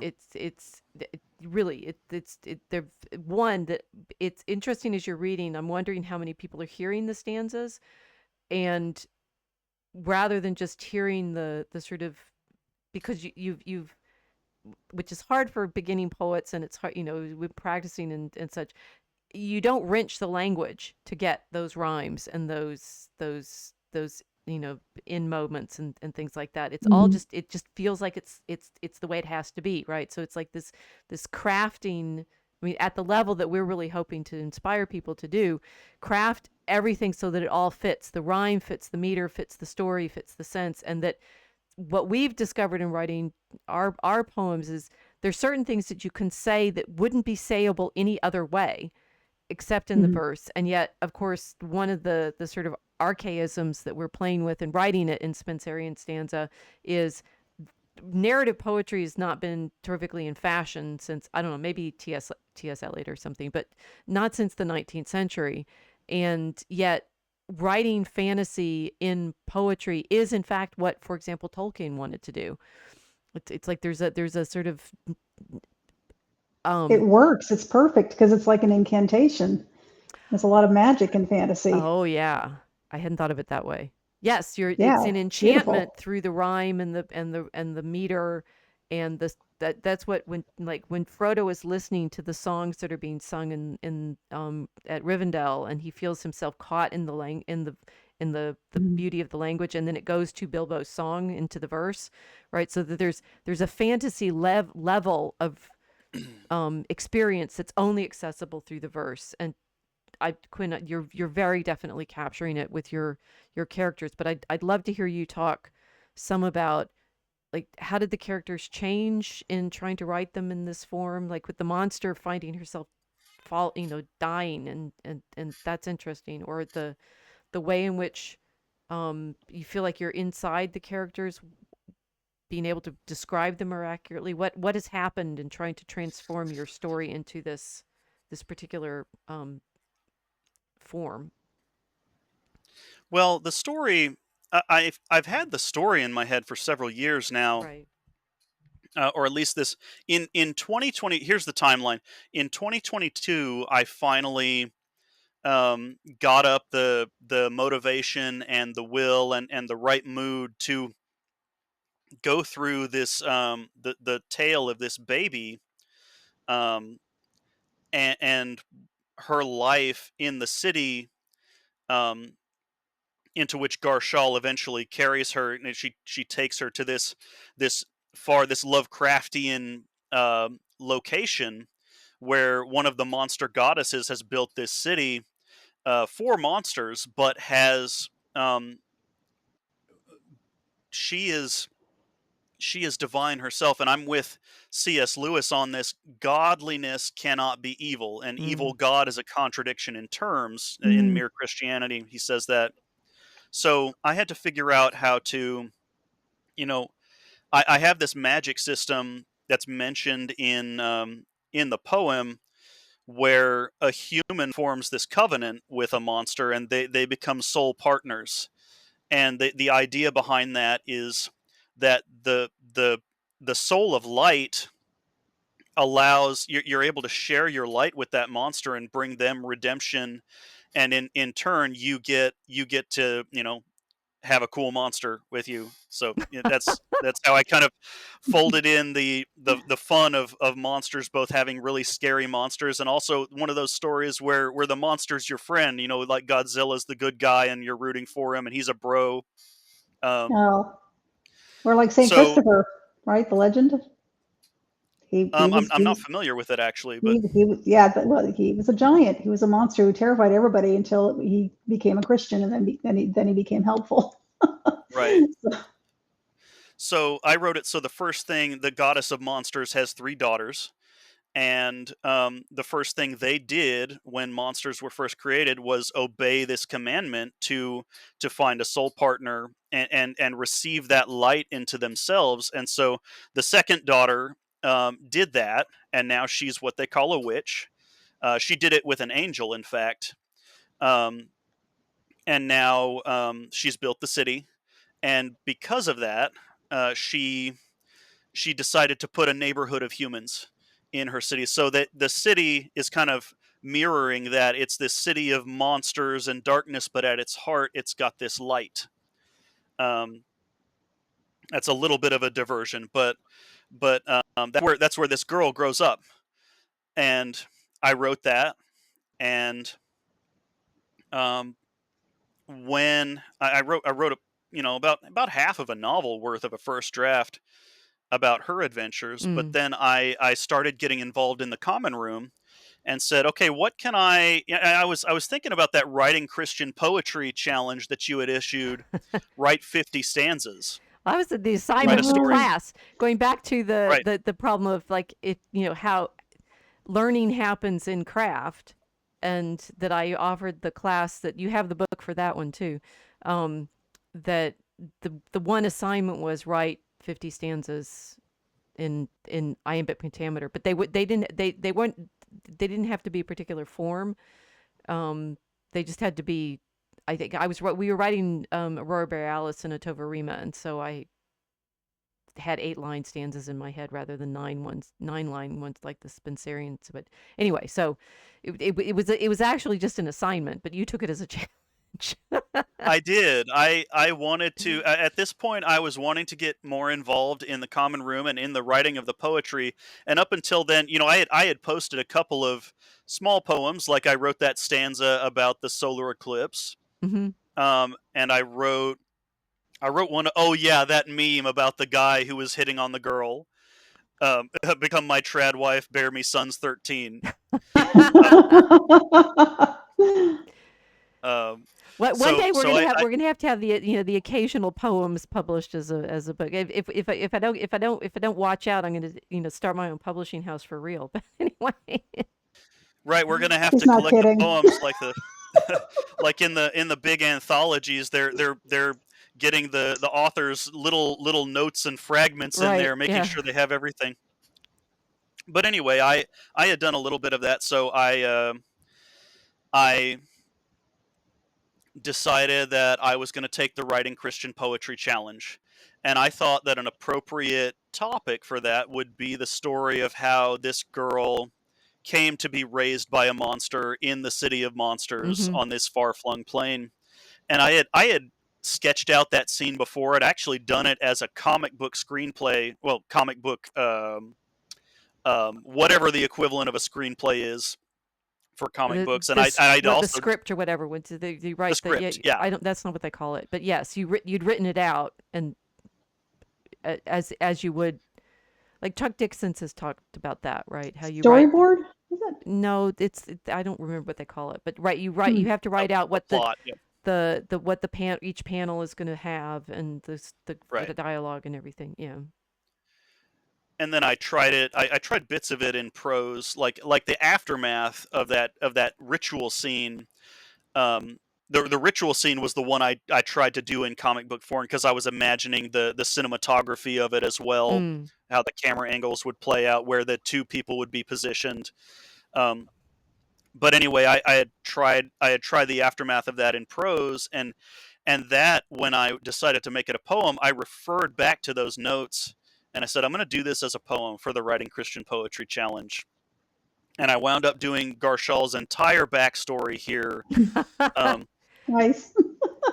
where she's living in this kingdom. She and her tribe of monsters are preying on the the population of this city, and insinuating themselves into the families, and causing all sorts of mayhem, and paranoia and strife. Um, but secretly she's been thinking about this goddess that the third is kind of an interesting goddess who she's kind of, her domain is kind of the inviting the monsters to partake of the light Mm. of the covenant that I've written here. And she's thinking about that, and she's going around being a monster, of course. In fact, she's a matron of her tribe. And then one day after, it's kind of a how conversion happens in real life. Sometimes a principle is, you're taught something in Christianity and it kind of floats in your head for a while. You don't really apply it. Right. But then there just comes a day, one day, where you get it and you're converted. You feel, the Spirit of God moves upon you, and it suddenly all clicks. So that's what I did for this poem, was write that story and how she takes the baby so that she can do this mercy sacrifice, but then ultimately she has that conversion moment, Mm-hmm. and it changes her heart, and then she adopts the baby and takes her to the city of monsters, and tries to, does her best to try to raise this human baby even though she's a monster. And that's what I did. So this is this I that's wonderful that you've actually been doing not just the writing Christian poetry challenge, but the media challenge, right? It's like which media. So I realized my first encounter with McLuhan was indirectly through my professor in New Testament who was teaching us how to read the Gospels. But actually talking about McLuhan came from McLeod's Understanding Comics, which I now realize is a gesture to understanding media, which is the McLuhan Oh yeah. Hmm. textbook, right? And that Scott McLeod in his Understanding Comics, which I loved. I've used it in class before, thinking about medieval manuscript, in the interaction between text and image, and the sort of way you tell narratives in story in panel form and things like that. And McLeod is brilliant on the hermeneutic problems of episodic, the sort of how many different images do you use. I realize I use this when I put together my slides for class, right? It's like the leap of understanding that I'm trying to trigger for people between different images. But that you have been, and one of McLeod's things is in a McLuhan mode, saying this medium can do things that other things can't, that comics can do things. And it was McLeod's big effort to say they can do things that movies, they're like movies, but they're not movies. They're scripts, but they're not. There's, this, and I made this argument, which is how Zay, our artist for volume 1 of Draco Chemicus, found me, saying that comics are a fundamentally incarnational art, right? That they are body and spirit Hmm. conjoined, and that they're therefore, ironically, extremely Christian, because That's a great explanation. and what McLeod was always frustrated that he couldn't find a way for comics to be anything other than superheroes, but then you realize that that's because they're Christian. So Right. they're Yeah. always Right. they're Superheroes. always defaulting to salvation. Yeah. I this has a St. It's Francis element too. I'm sure you guys have guessed, right? magical knights saving maidens with sacred artifacts. I mean, it's the same story. It's kind of the same, right? So if comics are having trouble now, it's because you're fighting it. The medium wants Yeah. you to tell the story, the story of salvation. Right. It's not just a tool. It's like you said, it's fundamentally Christian. The medium is the message, right? And Yeah. the degree to which and so this is therefore, and that's one of the reasons we did Draco Chemicus as both image and text, and therefore I'm interested that you in fact ended up writing the verses, but that you'd been thinking about it as a comic before that. So it's this incarnational monster, it's the monster's incarnation that you're trying Well, to grapple with. it's incredibly rich images you put in these verses. It would be amazing to see actual artwork along with it, but you can already see it as you're reading it. It's incredible. Well done. Maybe someday. Yeah. Thank you. Well, it's almost, I mean, it's like and it's lovely that we're debuting you here orally, so that you were able to read it, and that people can have that sense of it, the bardic chanting. It's like Beowulf should be chanted in a mead hall, right? That well, but I mean, Sounds it's like fun. interesting that since the live stream is an oral visual medium, that performance of stories, it's like the audiobooks are obviously performed and it's just audio, but that the way in which we invite people into our poetry by way of speaking it, right? This is an incarnate practice that we're engaging in with the breath and the body and the hopefully the livingness of a stream Rhythm. that is actually being recorded too, so you guys are mainly watching this later, but it's all there, right? The improvisational reality of poetry, Mhm. which is also finely crafted. You gave us some examples. I wanted to give you a chance to talk about it. You actually tried out um different forms of the same stanza, and here, this is the "we like our treats alive." That's a terrifying line. But we have your Spenserian version and your Atova Rima version of the same stanza, and that I like, because we haven't done this kind of demonstration before. Why did you choose Spenserian over Atova Rima in the long run? Because Atova Rima would work too for like a heroic story, for a kind of adventure. It's Ariosto wrote his Roland story in that, and Roland ends up going to the moon. Right? There's all sorts of wild things, fantasy things that can happen in Atova Rima. But Spencer created his own stanza form that has a different kind of character. And Quinn, it would be wonderful if you could talk through how you thought about these differences. Sure. Well, the reason I started with Spenserian stanzas is because initially because the Dragon Common Room was currently working on its epic in Spenserian stanzas. So I'm like, um, I'll go ahead and join in and start studying Spenserian stanzas along with you all. Um, so that's what I started, and then I did end up falling in love with the stanza. Now I don't have a lot of experience. I don't have any experience actually writing in other forms of iambic pentameter other than open verse, blank verse. Mm. Um, but I Well, we decided to don't go really for it, and either. We started with Alexander Pope. It's just couplets, right? Heroic couplets.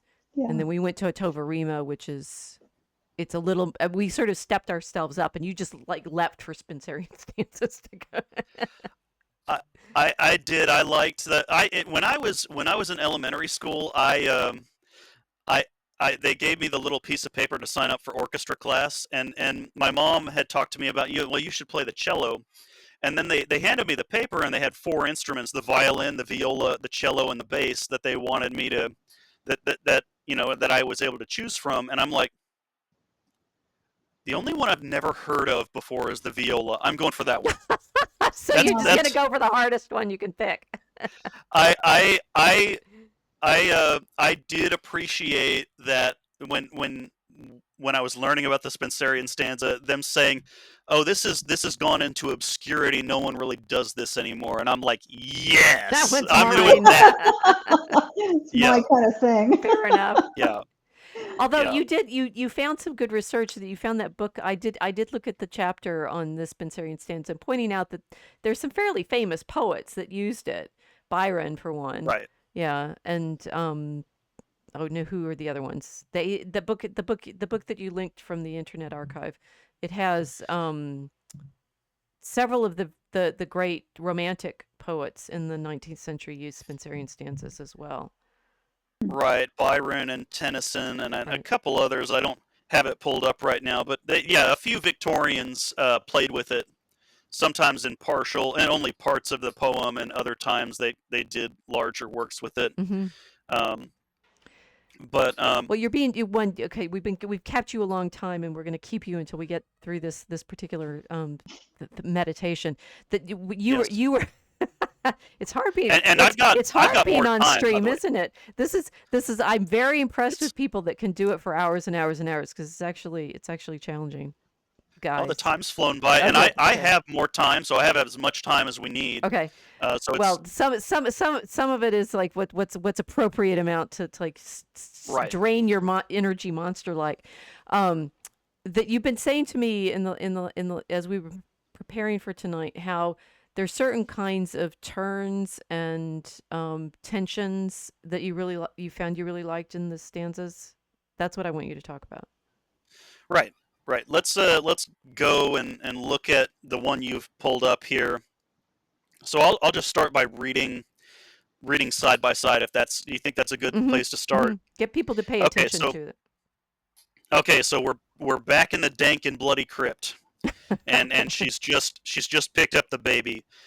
We like our treats alive, the monster purred. She towered smoothly, slinking to approach. You have a wish? Then speak it to the third. I'm hers, she said. You monster, cursed roach. The lady sniveled, pierced by the reproach. Eratosh, she tried in vain to speak. I'm barren. That's the name of the goddess of monsters, by the way, if anyone's wondering, is Eratosh. So she's trying to speak to this monster in the as if she's Eratosh's representative. Eratosh, she tried in vain to speak. I'm barren. Then her bladder was a brooch. The shadow sneered and stroked the baby bleak.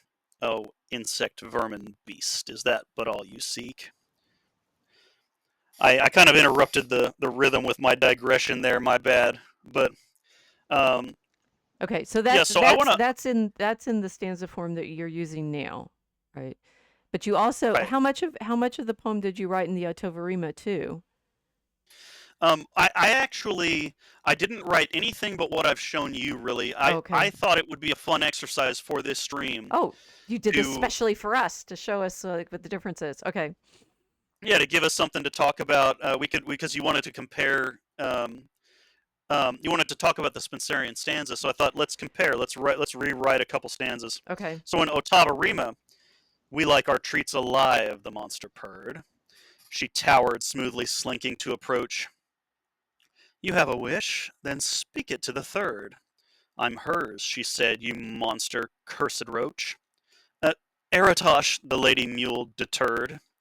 I'm barren. Then her bladder was a brooch. The shadow sneered and stroked the baby bleak.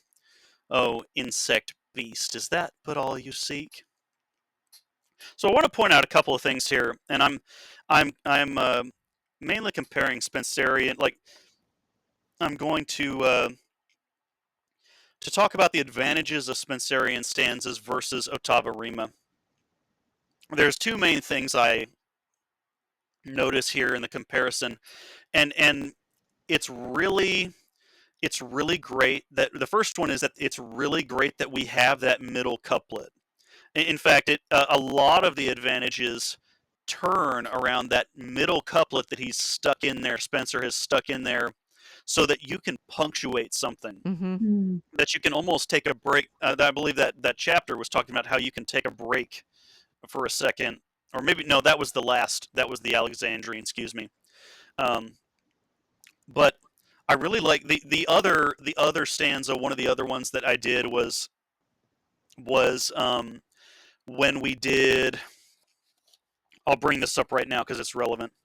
Um, when she's having her soliloquy and she's thinking about the goddess of monsters who is good, and she's wondering how she can what she's like.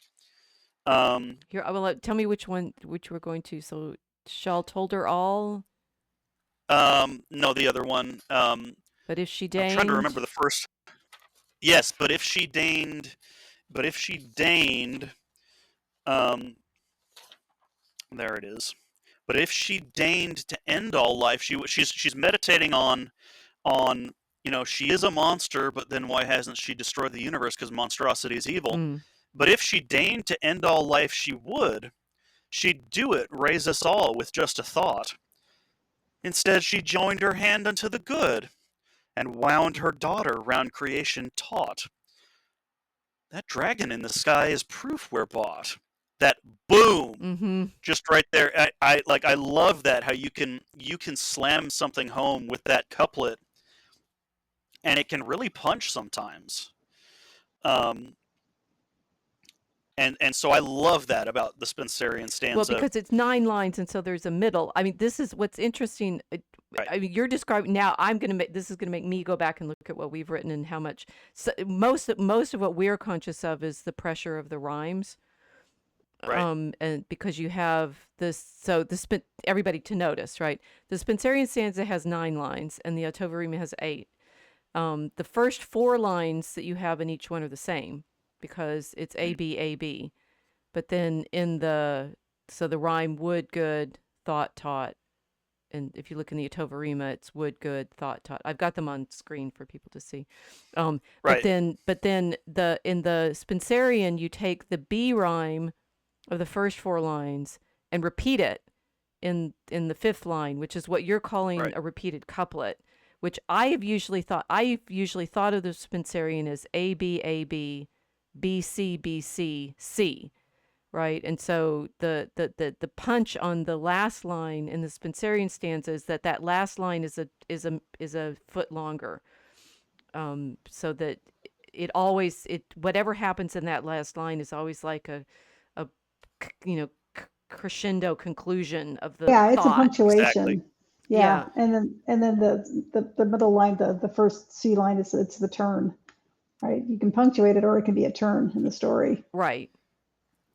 And it's, Exactly. I mean, it's interesting in that what we've learned writing things like each of these stanzas, these little chunks of stanzas, they're little squares, kind of. They're not perfect squares like a sonnet, but a sort of, they're about a sentence thought, right? They're not really paragraph Right. long in regular prose terms, right? But they each have to be their own contained moment.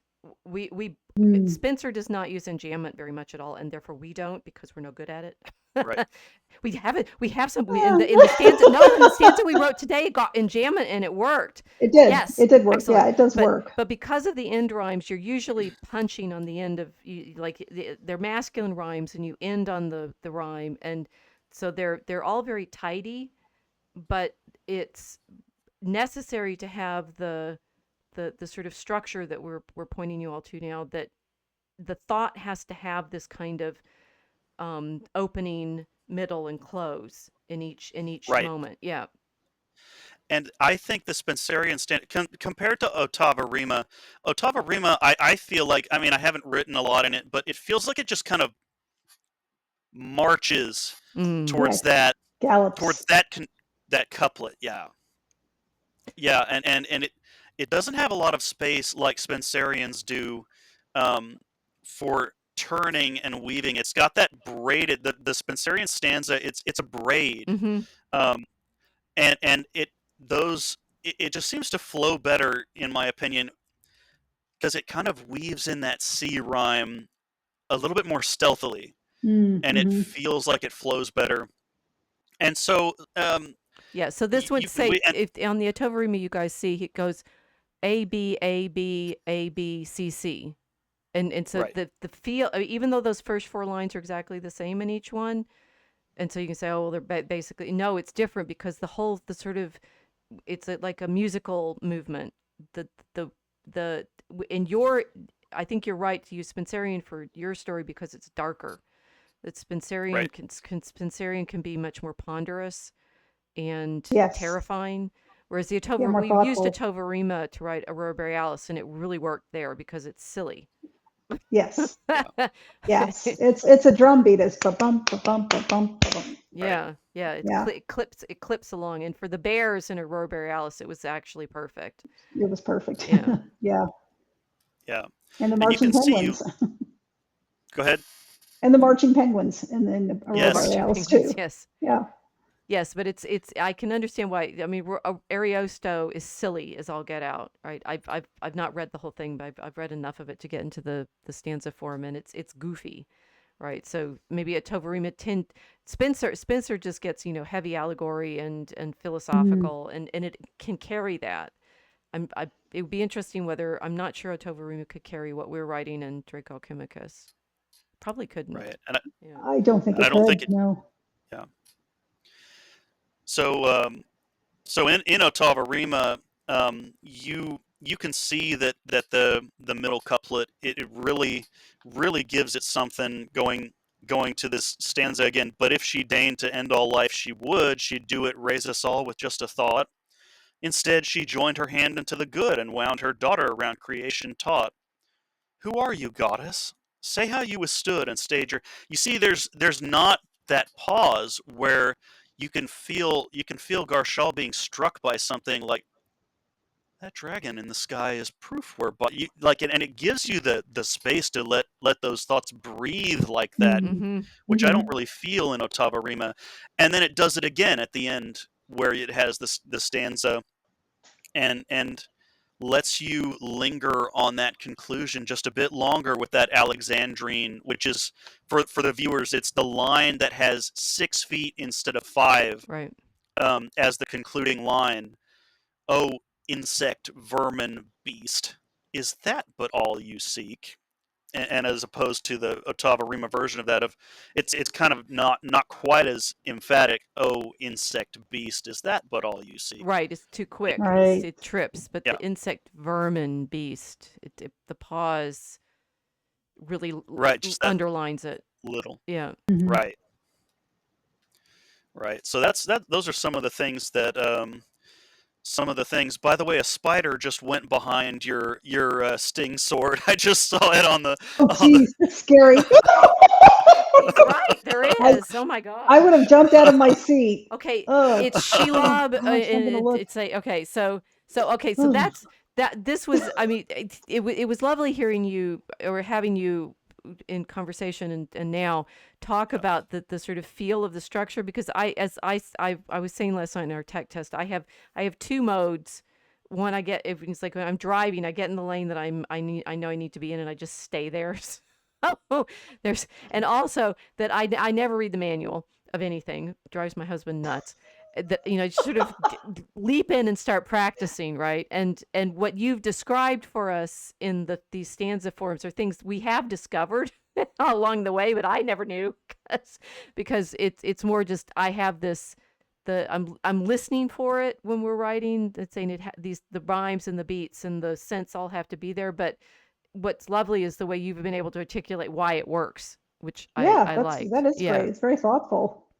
So You. he also wanted to show us how he struggles, right? So we have um two different versions of the same stanza, and you were asking me to pick between the two, and I'm like, I can't, because because they both this these are one at a time. So this is the old version, and then we'll have the new version.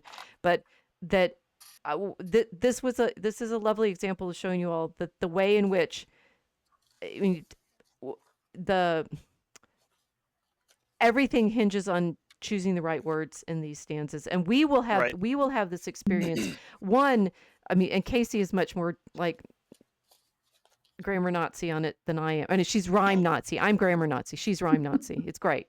That, you know, if the rhyme isn't right, Casey will be sitting there going, "It doesn't rhyme," and I'm like, "Rah, rah, but I like that word," and and And we have changed all the other words to fit one word before, we have because sometimes changed that's all of what the you need other to words do. to fit the better rhyme, right? And Right. Yeah, Casey is the better always sense. right.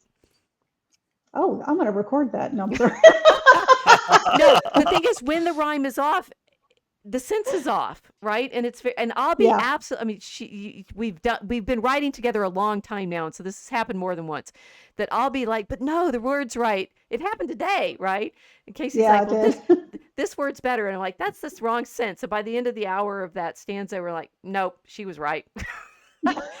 And it was because the rhyme mattered so much, right? And then I win the grammar debates, right? It's like, well, mostly.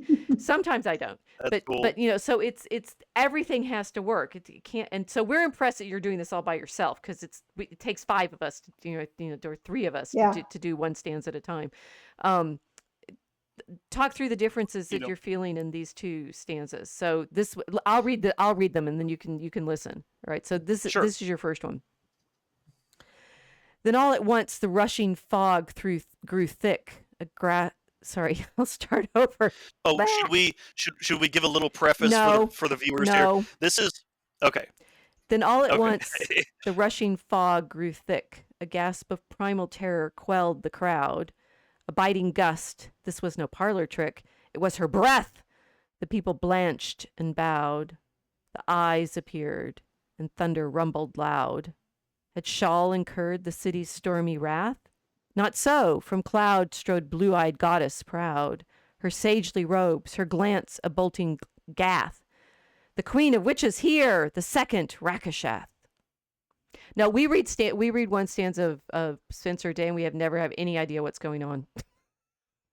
Okay. Because the pace is such that if you only read one a day, you kind of it's like what did he just describe there? We're getting the concentrate on the sound, right? So you have the thick trick rhyme there. Crowd bowed, loud, proud, wrath, gath, rakashath. And that's usually what we check for in terms of make sure the rhyme lines have actually worked. The eyes appeared and thunder rumbled loud. I like how you're using line 5. That you're consciously using that as a center.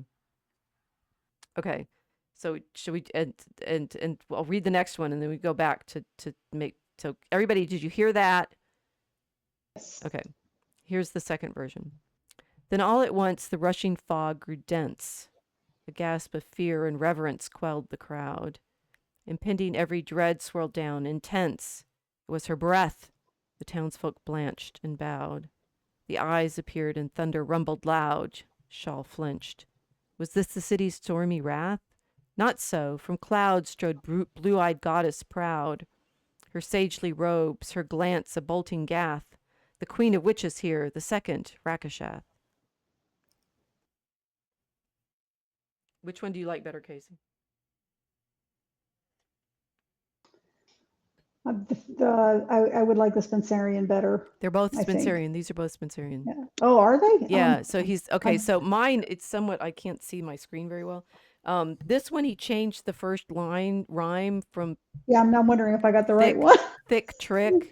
No, this is an exercise one rather than one in your crowd. Yeah, trick. That's in the old version that you have. That's the old version. And so the new one, instead of saying the first line as then all at once the rushing fog grew thick, this one says then all at once the rushing fog grew dense.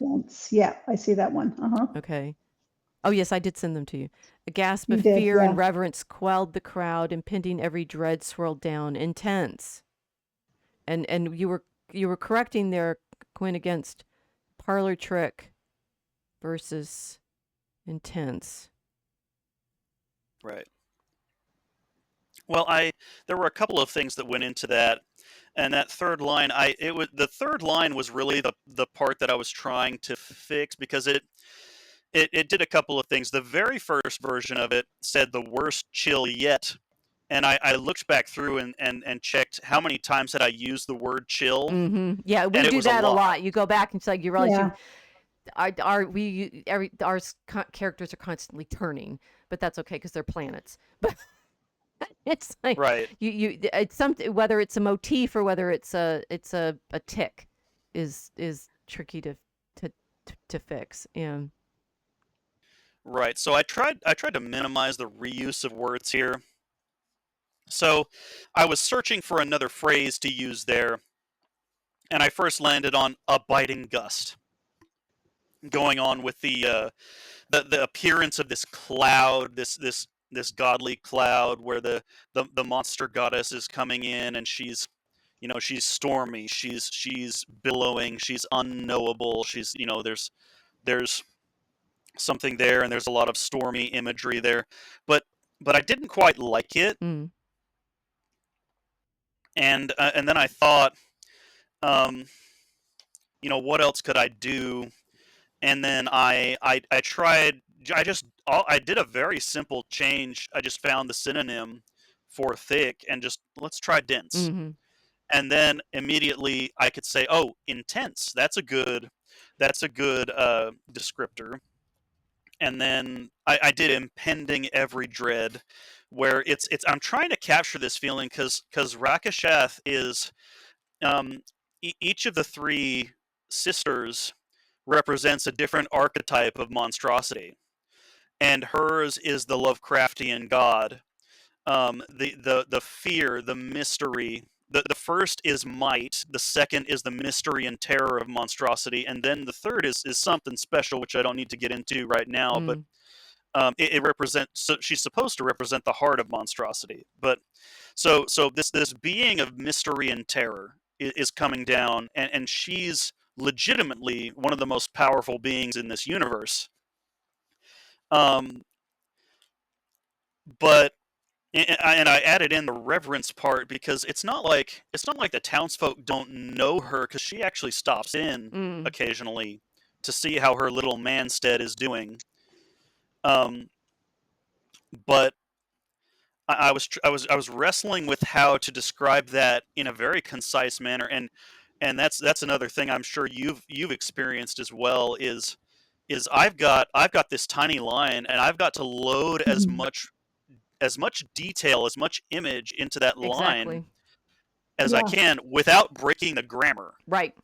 Which is very, I mean, it's challenging, and that we have. I Right. mean, you have to do things like n- the I have a ban on filler words, right? That you don't want to Right. use filler words just to get the beat in. Yeah. All is one. All, all is usually because they're like pauses in English, but they don't add Right. anything to your sense. And if you only have, you know, 10 beats, 10 or 5 beats, 10 syllables, you don't want to waste any of them.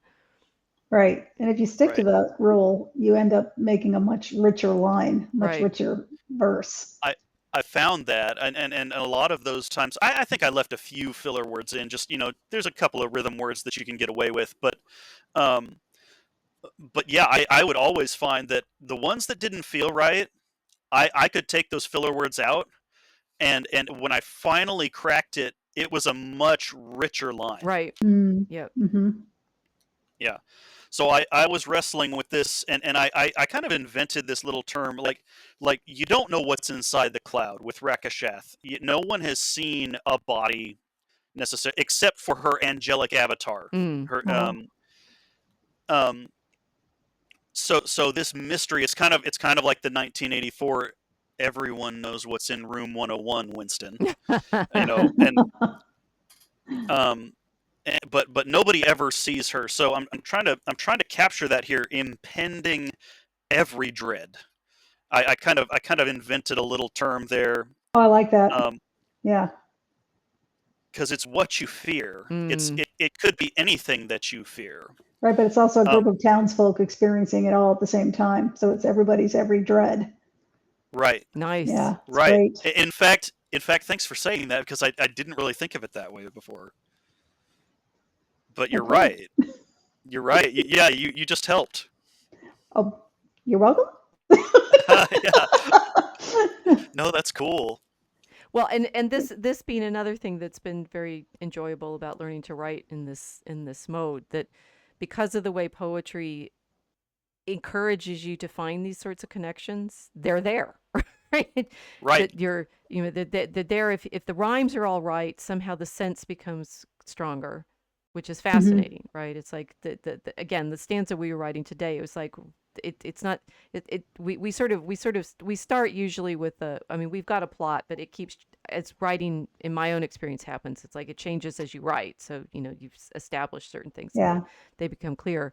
But this happens, regularly as we're writing the stanza. We try to write, one, well, we usually can write one a day when we're in writing mode.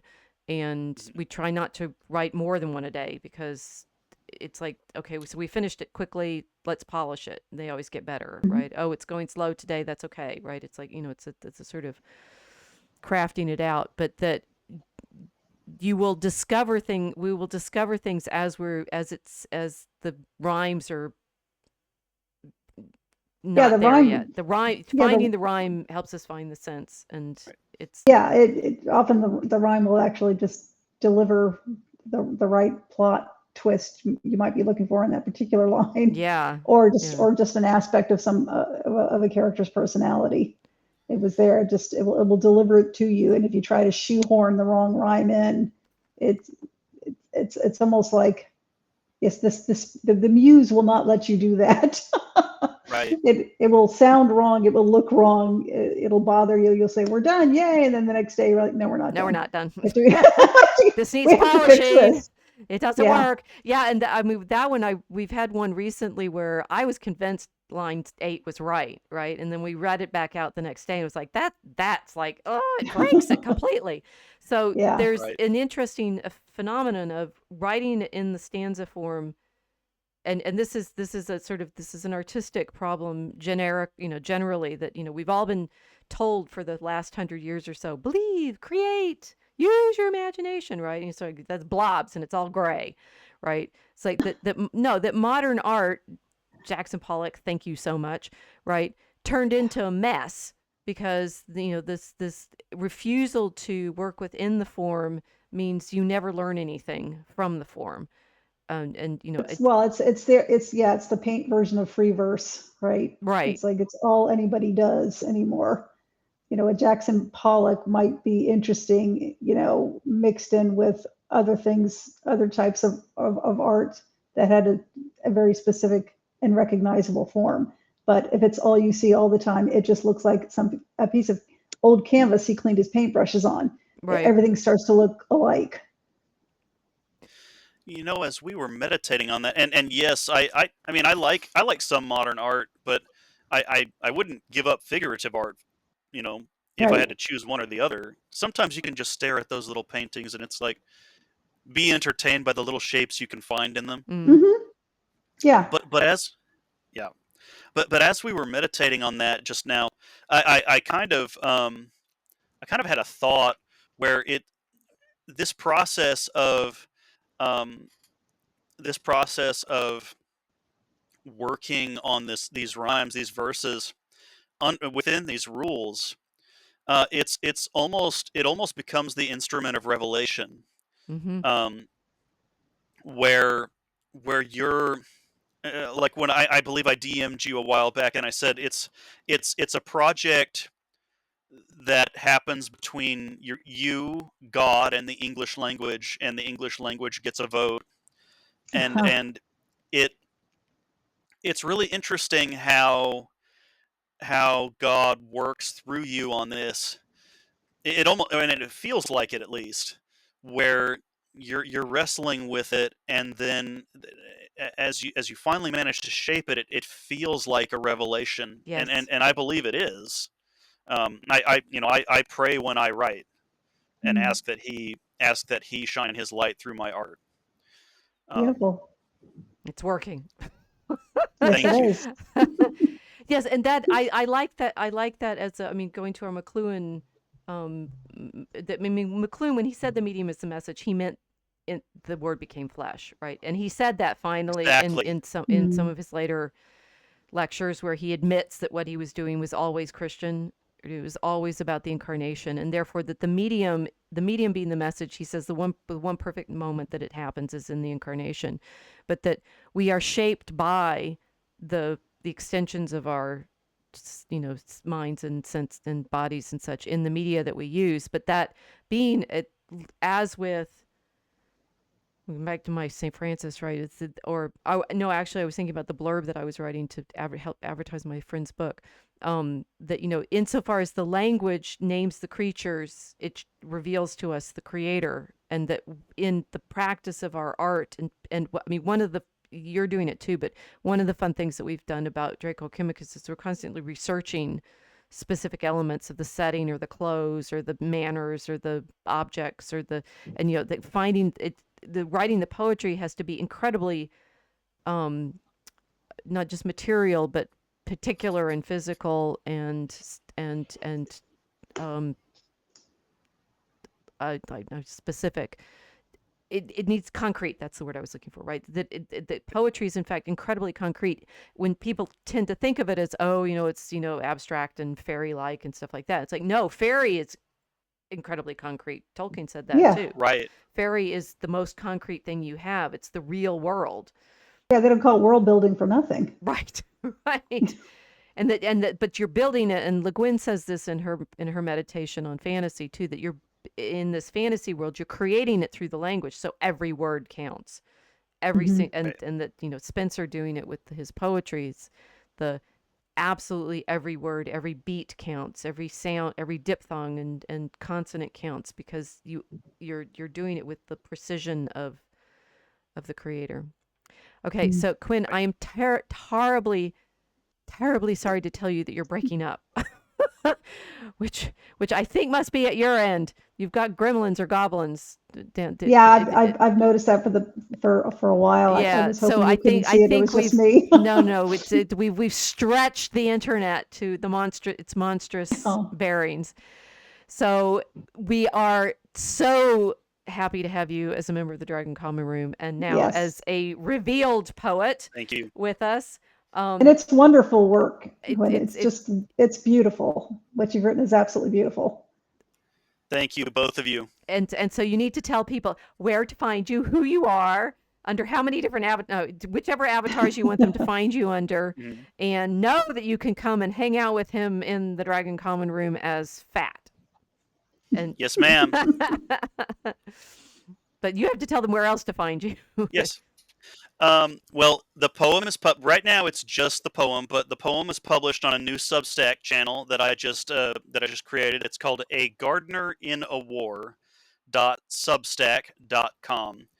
That's A Gardener in a War .substack.com, and you can read the entire poem there. I'm just about to send my latest edits to that article. Um, yeah, and I might post some other things there myself, and of course you can find me at the Dragon Common Room on Telegram. Connect with me there, and we'll go from there. Excellent. So I'll put the link for the Substack and for the guide and guys, I always link everything in our descriptions, like the Dragon Common Room site, the episode guide, the all of the things we've been talking about tonight are all vastly and massively cross-linked and linked and more linked and such. Please follow the links.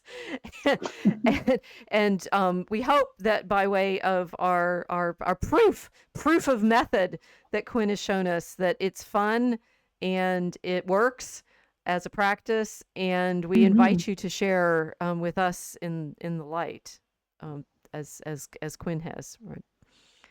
So It's been a pleasure. Let's do it again sometime. you will have to, and Sure. we're gonna have to smack those gremlins on your sound.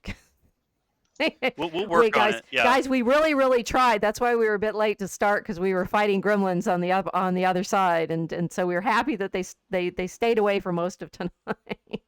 Yes, they did. They Yeah, did, mostly. they did, but they came back. So it's like wherever you are, you got to go. I got a spider behind my sword now. Oh, I don't want to know. I don't want to It was a little know. bitty spider. Hey, we have there's all sorts of bugs and stuff, and it did look like a spider, not one of our like centipedes. We've got those too.